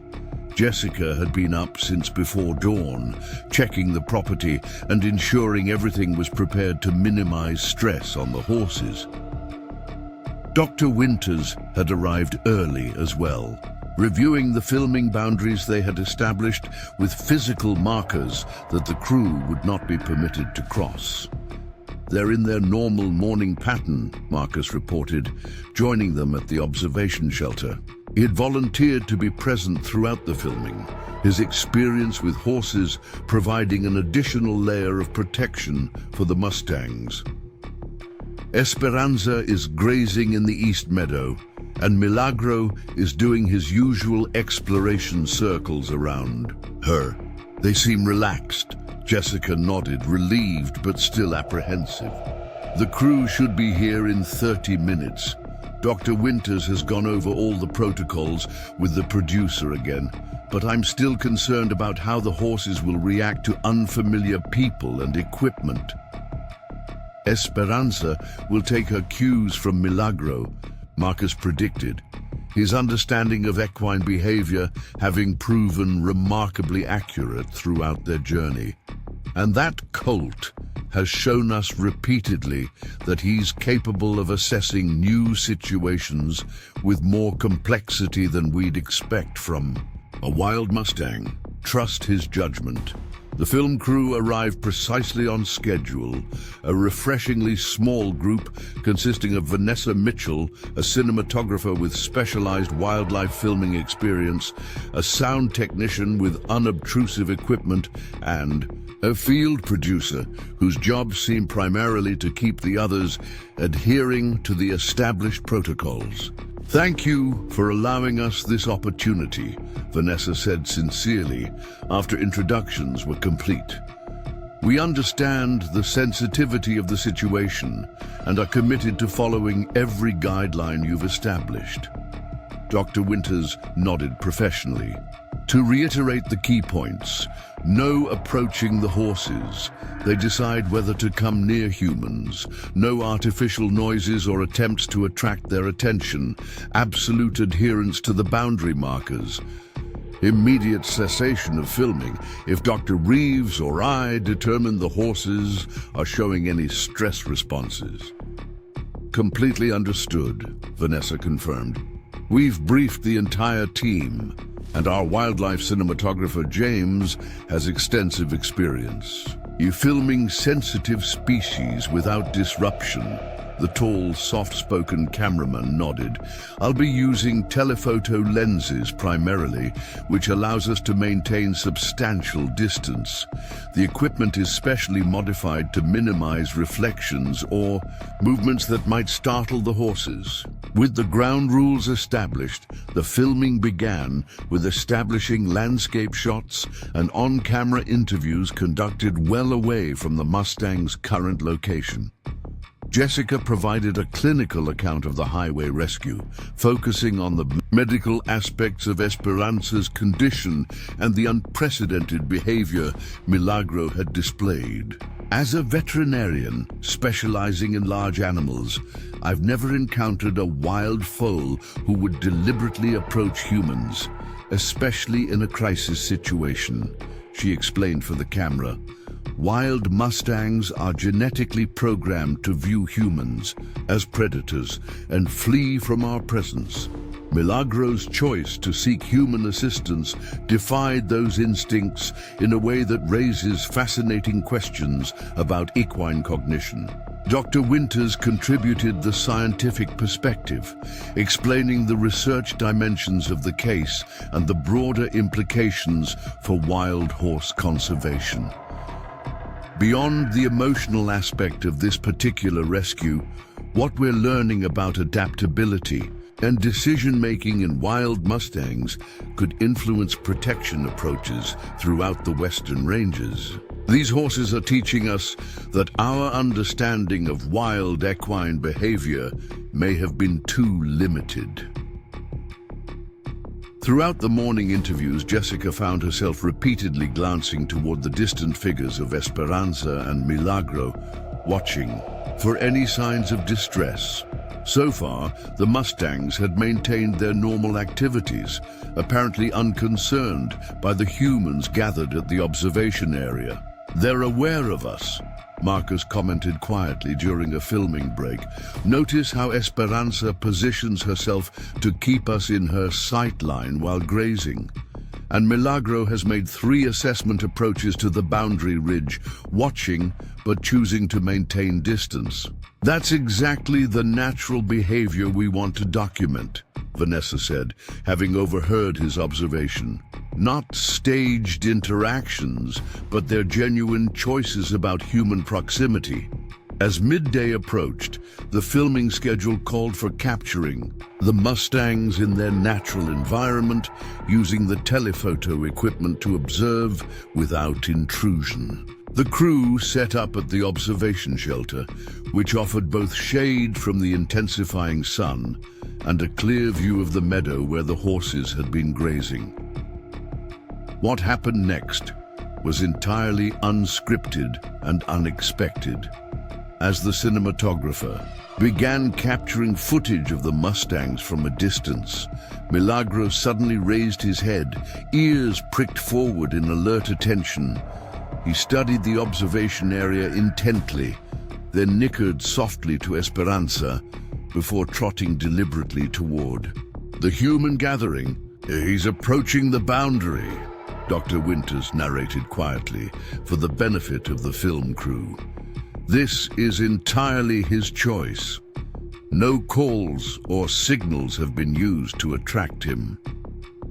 Esperanza watched her foal's movement with alert interest, but showed no sign of alarm. Another demonstration of how profoundly their behavior had diverged from typical wild Mustang patterns. After a moment of observation, she began following Milagro at a more measured pace. The mare's choice to follow rather than call the foal back is significant, Dr. Winters continued. In normal wild horse behavior, a mare would vocalize to bring her foal away from potential danger, not accompany it toward human presence. The film crew remained absolutely still as Milagro approached the boundary marker, stopping precisely at the line they had established. Whether by coincidence or some deeper understanding, none could say. The copper-colored colt stood with head high, studying the unfamiliar humans with evident curiosity but no fear. "May I film?" James whispered, his camera ready but inactive as agreed in their protocols. Jessica nodded, watching Milagro's body language carefully for any signs of stress. "Yes, but no movement beyond operating the camera, please." With minimal motion, the cinematographer began recording as Milagro performed what could only be described as a deliberate display, prancing slightly in place, tossing his head in a manner that showed off his developing physique to advantage.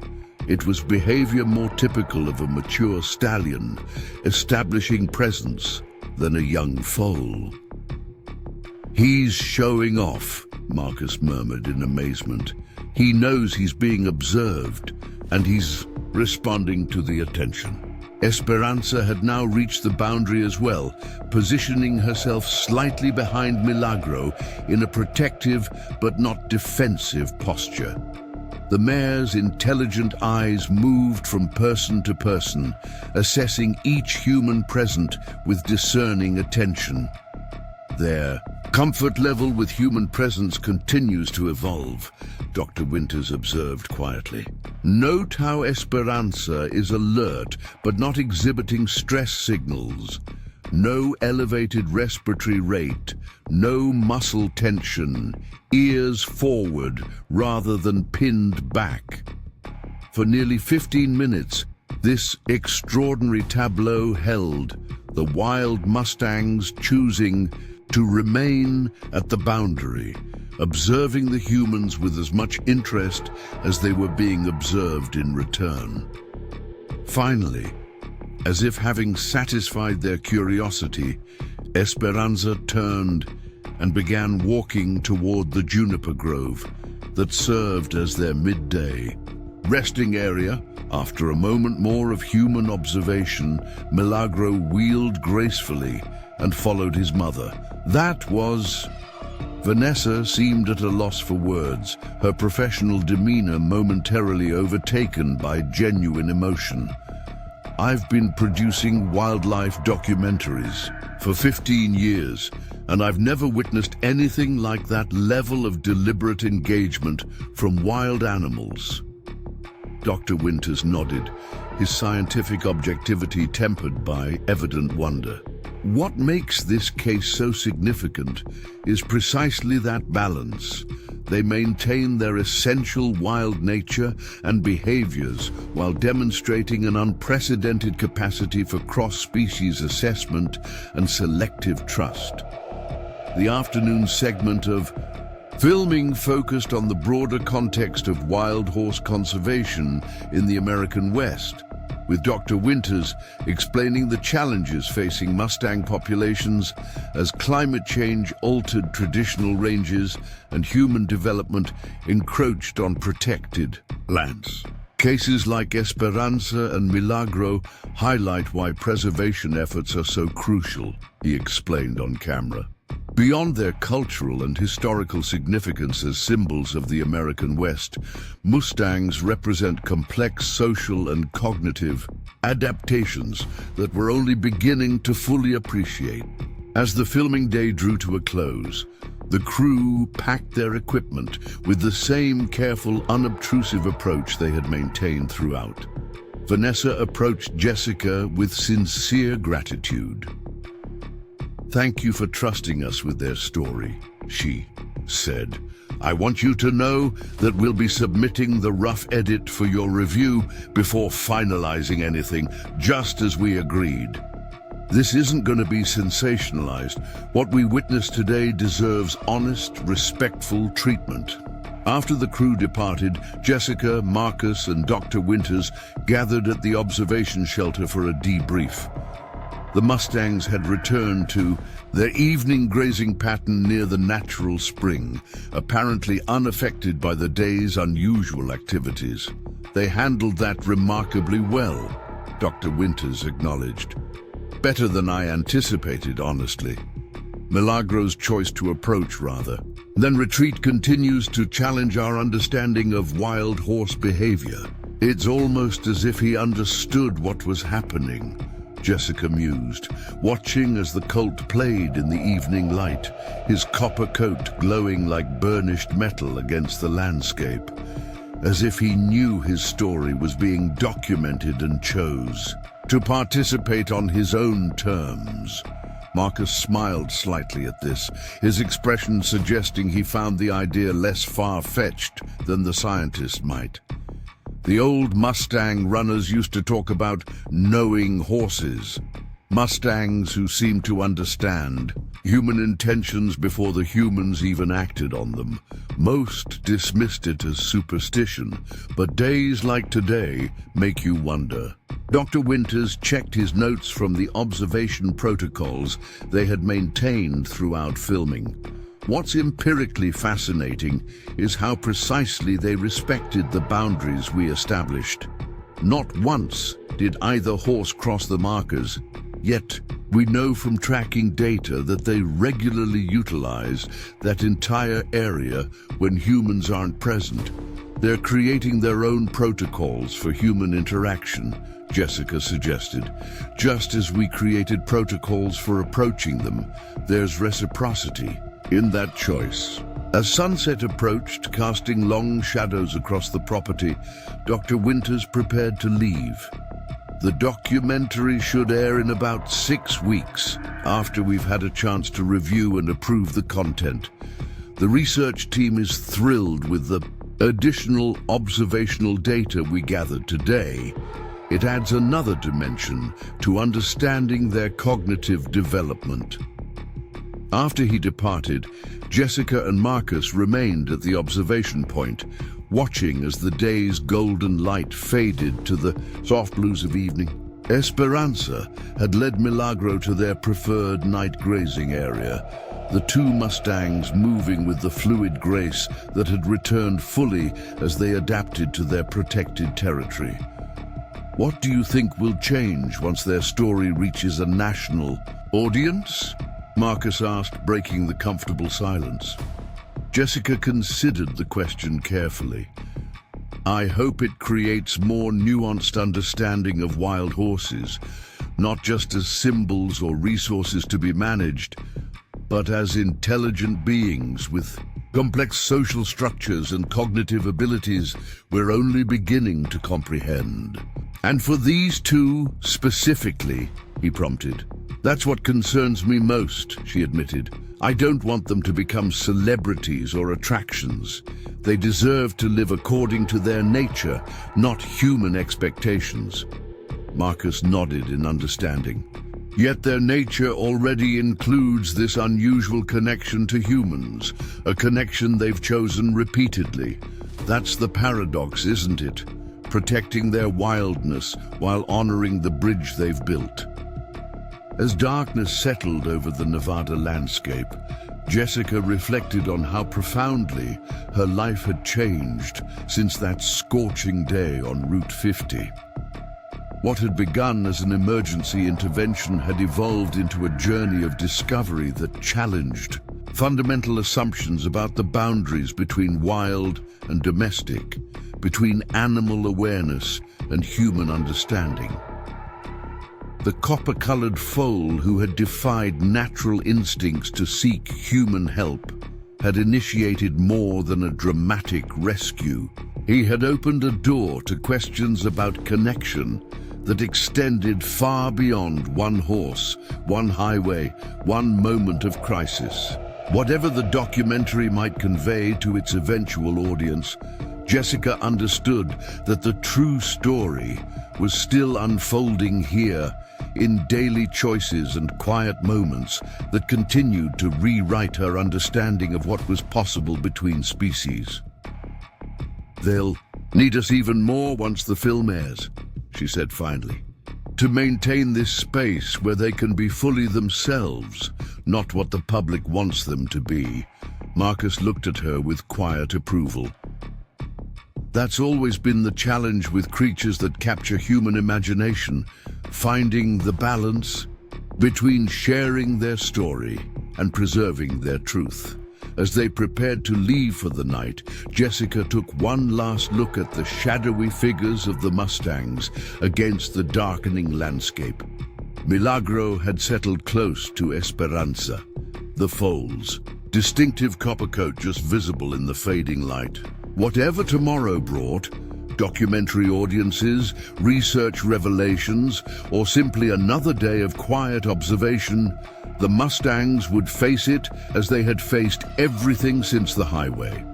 Together, resilient, and increasingly on their own terms, the bridge between wild and human that had formed in crisis continued to hold, not erasing the essential differences between species, but creating a space where connection could exist without diminishing either world.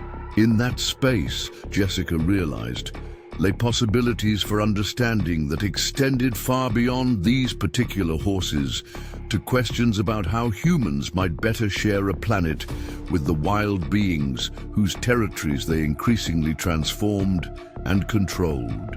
As stars appeared in the clear Nevada sky, the Mustangs became silhouettes against the landscape, wild creatures navigating a world forever altered by one small foal's brave decision to trust across the ancient divide between human and horse.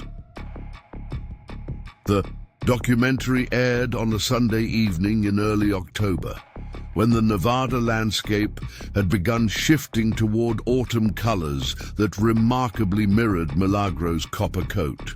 Jessica had declined the network's invitation to attend a special screening in Carson City, preferring instead to watch from home with Marcus, who had become not just a trusted advisor on the Mustang's care, but a close friend whose steady presence she had come to value deeply.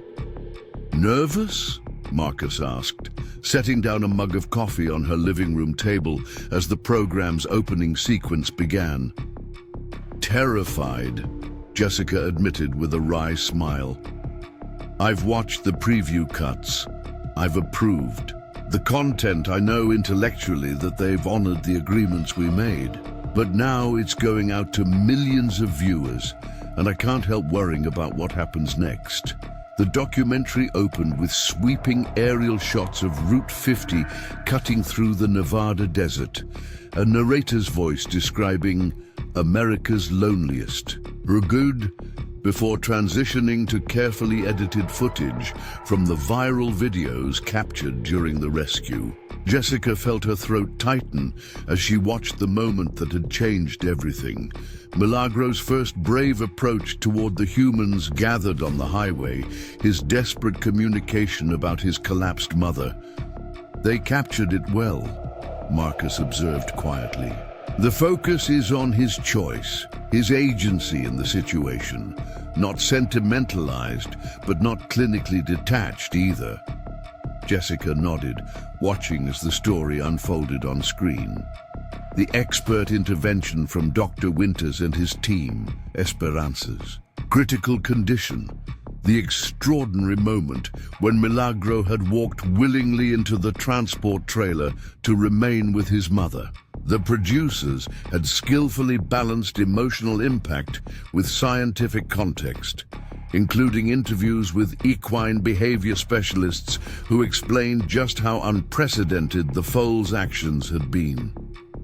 Wild Mustangs possess an instinctive fear of humans that has been reinforced through generations of experience, explained a Cornell University professor on screen. For a foal that young to override that instinct and approach humans, particularly in a high-stress situation, suggests cognitive processing that challenges our current understanding of equine behavior. The documentary's second segment focused on the rehabilitation process, featuring interviews with Dr. Winters and carefully selected footage from the sanctuary showing the Mustang's recovery and adaptation. Jessica was relieved to see that the editing maintained the dignity of the horses, avoiding any hint of anthropomorphization while still conveying the remarkable nature of their behavior. The special adoption arrangement for these particular Mustangs represents a new model we're exploring for cases with unique research significance, Dr. Winters explained on screen, the camera showing distant footage of Esperanza and Milagro moving freely through their territory. By placing them with a qualified veterinarian in a controlled environment that mimics their natural habitat, we can continue studying their extraordinary cognitive development while ensuring their well-being. When Jessica appeared on screen, discussing the daily observations and research documentation, she was struck by the calm professionalism she projected despite the emotional investment she felt. What makes this case so significant from a scientific perspective is the consistent pattern of selective trust Milagro has demonstrated, her on-screen self explained. He distinguishes between familiar and unfamiliar humans, making individual assessments rather than displaying the categorical fear response typical of wild Mustangs. The final segment broadened to address the larger issues facing wild horse populations throughout the American West, using Esperanza and Milagro's story as a window into more complex conservation challenges. Dr. Winters and several BLM officials discussed the impacts of climate change on traditional ranges, the competing demands for land use, and the genetic importance of preserving diverse Mustang bloodlines. Esperanza carries genetic markers from some of the oldest Mustang lineages in North America, a conservation geneticist explained. Her DNA profile shows direct connections to the Spanish colonial horses that first established wild populations. In this region, from a biodiversity perspective, these rare bloodlines are irreplaceable, As the documentary concluded with sunset footage of the Mustangs silhouetted against the Nevada landscape, the narrator's voice spoke of bridges between worlds thought unbridgeable and connections that challenge our understanding of the boundaries between wild and domestic, between animal awareness and human comprehension. When the credits rolled, Jessica released a breath she hadn't realized she was holding. "They did it justice," she said softly. "They honored their story without exploiting it." Marcus nodded in agreement. Balanced science with heart. That's not easy to achieve. Before they could discuss further, Jessica's phone began buzzing with incoming messages. Colleagues from the veterinary hospital, Dr. Winters, even the highway patrol officer who had assisted during the rescue, all reaching out with positive reactions to the broadcast. As the evening progressed, social media notifications indicated the documentary was already generating significant online conversation. Dr. Winters says the BLM website has crashed from traffic, Jessica reported, scrolling through her messages. Apparently, they included a link to wild horse conservation resources, and the server couldn't handle the volume of visitors. Marcus smiled slightly. That's a good problem to have in conservation work. Interest translates to support, eventually. By morning, it became clear that Esperanza and Milagro's story had resonated far beyond what anyone had anticipated. Major news outlets had picked up the story. Scientific journals were requesting interviews about the cognitive research dimensions, and several wildlife conservation organizations had reported record single-day donations. Dr. Winters arrived at the sanctuary early, looking both pleased and slightly overwhelmed. "I've been on the phone since 5 a.m., he explained, accepting the coffee Jessica offered gratefully. "The response has been extraordinary. The department secretary tells me the BLM has received more public comments about wild horse protection in the last 12 hours than in the previous 6 months combined. Is that going to translate into any meaningful policy shifts?" Marcus asked, ever practical in his focus. "It's already having an impact," Dr. Winters confirmed. "The budget efficiency measures I mentioned a few months ago, they've been tabled for further community consultation, which is bureaucratic speak for we're backing off because public attention is too high right now." Jessica felt relief wash through her. "So other Mustang herds might benefit from their story?" "Undoubtedly," Dr. Winters nodded. "But there's something more immediate you should be prepared for. The documentary has created significant interest in visiting this specific sanctuary. We've already received dozens of requests from researchers, conservationists, even politicians suddenly interested in wild horse protection." Jessica frowned. "This isn't a public facility. It's a private sanctuary and research site." "Exactly," Dr. Winters agreed. "And we'll maintain those boundaries. But realistically, we should establish protocols for limited, controlled visits from qualified researchers and conservation officials. The scientific and educational value is too significant to close off completely." As they discussed the practicalities of managing this new dimension of the sanctuary's purpose, a BLM Ranger's truck appeared on the access road, an unexpected visitor. "That's Dave Holloway," Dr. Winters identified, looking surprised. "Regional Director for Mustang Management. I wasn't expecting him until next week." The tall, silver-haired official greeted them with formal courtesy before getting directly to his purpose. "I've just come from an emergency meeting with the department secretary," he explained. "The response to last night's broadcast has created Both opportunities and challenges for our wild horse program. What kind of challenges? Jessica asked cautiously. Frankly, political ones, Holloway admitted. The documentary highlighted aspects of Mustang cognition and behavior that raise questions about some of our standard management practices. Several congressional representatives have already called for reviews of roundup protocols and holding facility conditions. Marcus raised an eyebrow. Those reviews are long overdue. Holloway didn't disagree. Perhaps, but hasty policy changes driven by emotional public response rather than comprehensive research can create new problems. That's actually why I'm here. We'd like to establish this sanctuary as a formal research center, a place where we can systematically study the cognitive and behavioral questions raised by Esperanza and Milagro's case. Jessica felt immediately protective. They're not research subjects. They're living beings recovering from trauma.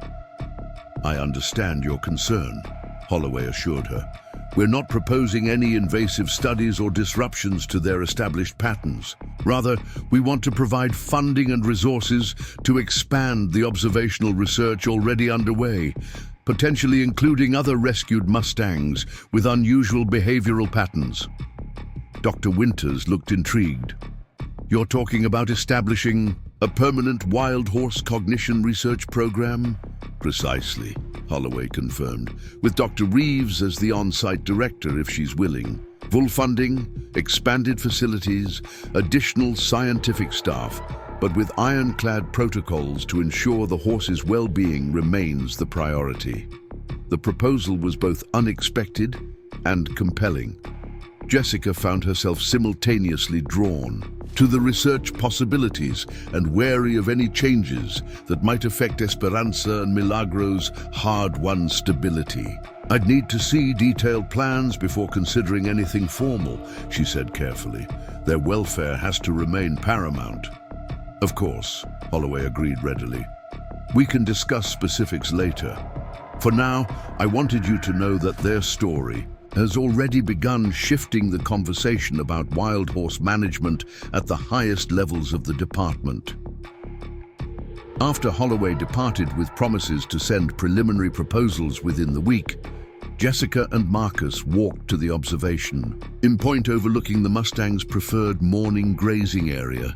Esperanza moved with serene grace through the autumn golden grasses, while Milagro, growing more handsome with each passing week, practiced the prancing movements that would someday establish his presence as a mature stallion. They have no idea. They've become famous overnight, Jessica mused, watching the natural behaviors that had continued uninterrupted despite the human conversations that swirled around their story. No concept of how many people now know their names have been moved by their journey. Maybe that's as it should be, Marcus suggested. They live in their world, which now peacefully overlaps with ours in this particular place, but remains essentially their own. Jessica considered the unexpected path that had opened before her, a chance to expand this sanctuary into something that might benefit not just Esperanza and Milagro, but wild horse conservation more broadly. The frightened veterinarian who had stopped on a scorching highway to help a collapsed Mustang could never have imagined becoming the director of a specialized research center.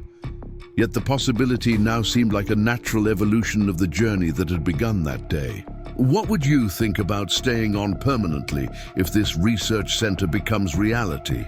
She asked Marcus, the question emerging before she had fully formed it in her mind. Your knowledge of horse behavior, your practical experience with the land, we'd need someone like you. Marcus looked surprised, then thoughtful. I've been managing other people's ranches for most of my life, he said slowly. Never seriously considered a shift to conservation work, but these past months, watching these two, he gestured toward the Mustangs. It changes your perspective on what's possible, what matters. Before Jessica could respond, they noticed Milagro had spotted them at the observation point. The young colt immediately altered his course, trotting directly toward them with the confident approach that still defied typical wild Mustang behavior. Esperanza watched her foal, then followed at a more measured pace, their established pattern of connection that maintained both their essential wildness and their extraordinary bridge to human interaction. "Look at him," Marcus said softly as Milagro approached the boundary, still remembering, still choosing to connect. The copper-colored colt reached the fence line, nickering the same distinctive greeting he had used since that first desperate approach on the highway. Jessica extended her hand in their familiar ritual, feeling the soft muzzle press against her palm in a gesture that transcended conventional boundaries between wild and tame. As public attention focused on their story, as policy discussions evolved in government offices, as research possibilities expanded on paper, the heart of everything remained here, in daily moments of connection that continued to challenge, understanding and open new possibilities for relationship between species that had evolved along separate paths, yet found unexpected bridges between their worlds. Esperanza joined her foal at the boundary, her once critical medical condition now transformed into vibrant health that glowed in her golden coat. The mare who had collapsed on America's loneliest road now moved with the natural dignity of a wild Mustang who had found safe harbor without surrendering her essential nature. She studied Jessica and Marcus with intelligent eyes that reflected awareness without fear, assessment without threat. "Whatever comes next," Jessica said quietly, "this remains the priority. Their choice, their well-being, their freedom to be fully themselves while still connecting with us on their terms." Marcus nodded in agreement, watching as Milagro playfully pranced along the fence line before wheeling in a graceful arc to return to his mother's side. That's the lesson they've been teaching all along, isn't it? That connection doesn't have to mean control, that boundaries can be respected while still building bridges across them. As morning light illuminated the Nevada landscape, highlighting the copper and gold of the Mustangs against the autumn grasses, Jessica felt a profound sense of coming full circle. The desperate highway moment had evolved into something no one could have predicted, not just a successful rescue and rehabilitation, but a new model for understanding the complex, intelligent creatures with whom humans shared increasingly fragile wild spaces. The documentary had shared their story with the world, but the true narrative continued to unfold here, in daily choices and quiet moments of connection that rewrote conventional understanding of what was possible between wild and human, between instinct and choice, between separate worlds that found unexpected meeting points through one small foal's brave decision to trust. Spring arrived in the Nevada high desert with a gentle warmth that coaxed vibrant wildflowers from the soil, transforming the landscape into a palette of purples, yellows, and blues that rippled in the breeze. 2 years had passed since that fateful day on Route 50, when a desperate foal had reached across the divide between wild and human worlds, changing countless lives in the process. Jessica stood on the observation hill, watching as Milagro, no longer a foal, but a magnificent young stallion, pranced through a meadow of desert lupine, his copper coat gleaming in the morning sunlight. At nearly 3 years old, he had grown into his potential, his frame powerful and graceful, his bearing showing the natural confidence of a horse coming into maturity. "Hard to believe that's the same frightened baby from the highway," remarked Dr. Winters, who had joined Jessica for the special occasion that would unfold today. "His development has exceeded every expectation." Jessica nodded, her throat tight with emotion as she watched Esperanza grazing nearby, her golden coat still brilliant against the spring landscape. The mare had remained a steadfast presence throughout Milagro's development, their bond defying the natural patterns of wild herds where young stallions typically departed from their birth bands. "They've taught us so much," she said softly, "about wild horse cognition, about adaptation, about connection across boundaries we thought were fixed and impermeable." The Milagro Wild Horse Cognition Research Center had evolved into an internationally recognized facility, its findings reshaping approaches to wild horse conservation throughout the American West.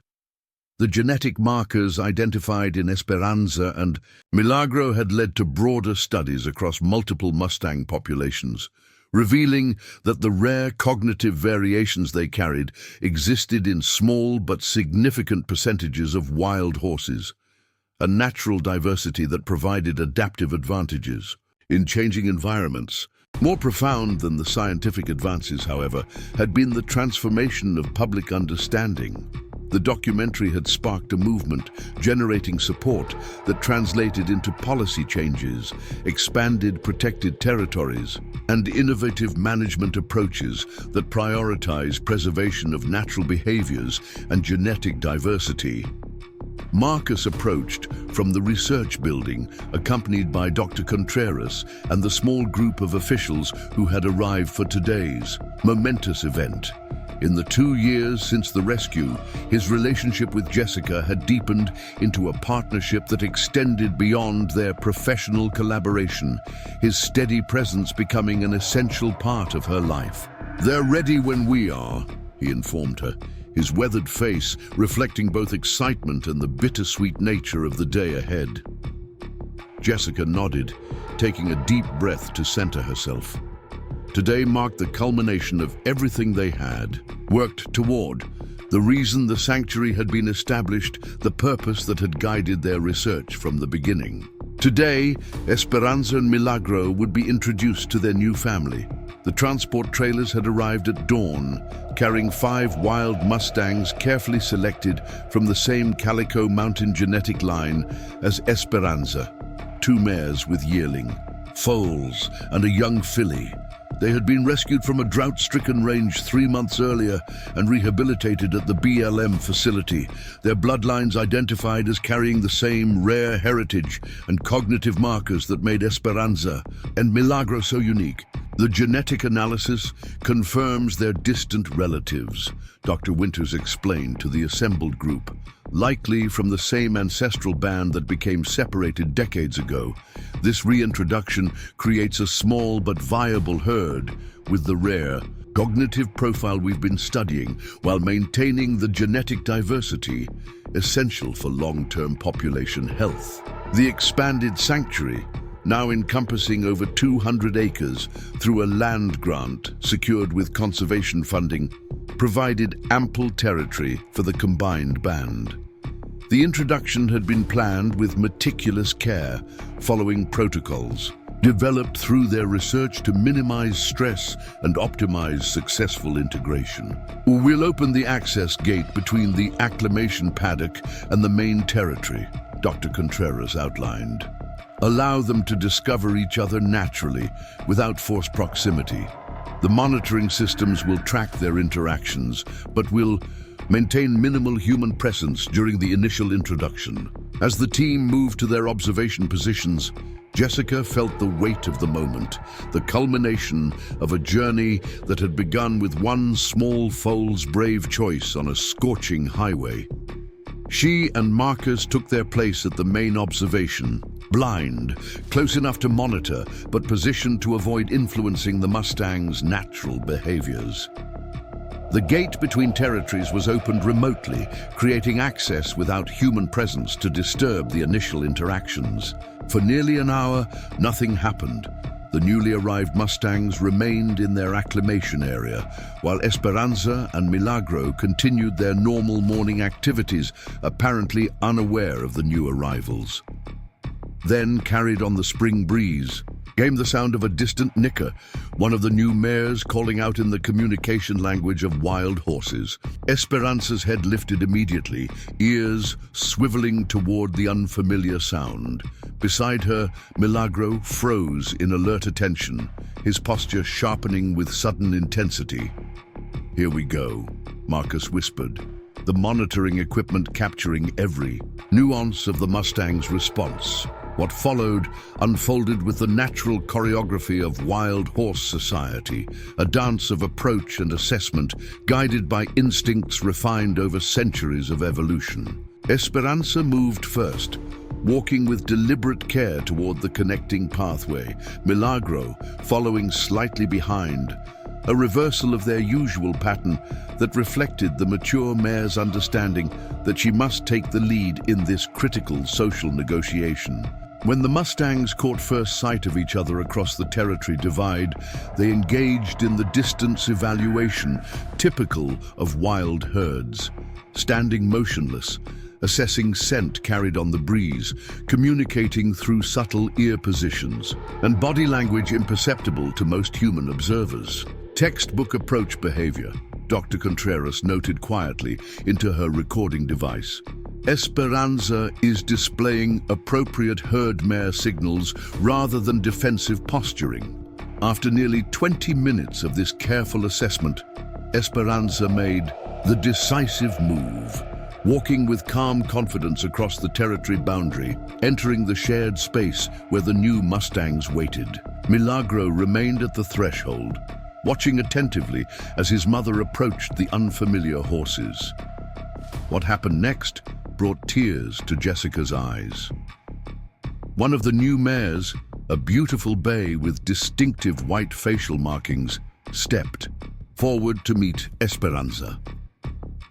The two mature horses approached until they stood face to face, then engaged in the gentle greeting behavior of horses who recognize shared kinship, necks arched, nostrils flaring to exchange breath, a soft nicker passing between them. They recognize each other at some level, Marcus observed with wonder, not as individuals they've met before, but as carrying the same essence, the same bloodline. Within moments, the tension dissolved as the horses began moving together, the yearlings approaching cautiously while their mothers maintained the calm atmosphere that signaled safety. Milagro finally crossed the threshold, his movements showing the appropriate deference of a young stallion approaching established mares, yet carrying the confidence he had developed through his unique life journey. The young filly, close to Milagro, in age, showed particular interest in the copper-colored stallion, initiating the play behaviors that would establish their relationship within the newly forming band. By midday, the Mustangs had begun moving as a coherent group, grazing together in the spring meadows, their integration proceeding with a natural harmony that exceeded even the researchers' most optimistic predictions. As sunset painted the Nevada landscape in shades of gold that mirrored Esperanza's coat, Jessica and Marcus stood at the observation point one final time, watching as the expanded herd settled together for the evening, the Mustangs positioning themselves in the protective circular formation natural to wild bands. "It's everything we hoped for," Jessica said softly, leaning slightly against Marcus's steady shoulder. "They have their family, their heritage, their future. And they've changed the future for countless other Mustangs too," he added, his arm slipping naturally around her waist. "The protection policies their story helped create will safeguard wild herds for generations." The research would continue, the documentation of this unique herd providing insights that would inform conservation approaches throughout the West. The sanctuary would remain a living laboratory where science and compassion worked in harmony, where the boundaries between research and reverence remained appropriately balanced. But in this moment, as the newly formed band of Mustangs settled into their first night as a family, Jessica felt the completion of the circle that had begun on Route 50. The desperate foal, who had reached across ancient boundaries to seek human help, had found not just immediate rescue, but a pathway home, to his heritage, to his true nature, to the wild future that was his birthright. "Do you think he remembers?" she asked quietly, watching as Milagro took his place in the protective circle, his copper coat catching the final rays of sunset. That day on the highway, the choice he made? Marcus considered the question with the thoughtfulness that had become the foundation of their relationship. "I think he carries it within him, not as memory the way humans understand it, but as knowledge that becomes part of who he is. The trust he learned, the connections he formed, the bridge he built between worlds thought unbridgeable." As darkness settled over the Nevada desert, the Mustangs became silhouettes against the deepening twilight. Wild creatures returned to their essential nature, yet forever changed by their journey through the human world. And as stars appeared in the vast sky above, Jessica understood that some bridges once built remain standing even when those who created them have moved on to their natural destinies. The copper-colored foal who had put everyone in tears with his brave choice on a scorching highway had grown into a magnificent wild stallion who would carry his unique heritage forward into future generations. The story that had begun in crisis had transformed into something enduring, a legacy of understanding, protection, and respect for the remarkable beings with whom humans shared the ancient landscapes of the American West. The copper-colored foal, who had put everyone in tears with his brave choice on a scorching highway, had grown into a magnificent wild stallion who would carry his unique heritage forward into future generations. The story that had begun in crisis had transformed into something enduring, a legacy of understanding, protection, and respect for the remarkable beings with whom humans shared the ancient landscapes of the American West. If you were moved by the extraordinary journey of Milagro and Esperanza, please hit that subscribe button and the notification bell so you never miss another incredible story of connection and compassion from our channel. Share this video with someone who needs a reminder that even in our most desperate moments, courage and trust can build bridges between worlds once thought unbridgeable. Let us know in the comments where you're watching from and what touched you most about this remarkable story of a baby Mustang who changed hearts, minds, and policies with one brave choice. Your support helps us continue bringing these powerful stories of hope and transformation to audiences worldwide. Remember, each view, like, and share helps spread awareness about wild horse conservation efforts and the importance of protecting these magnificent creatures for generations to come. Subscribe now and join our community of animal lovers dedicated to making a difference, one story at a time.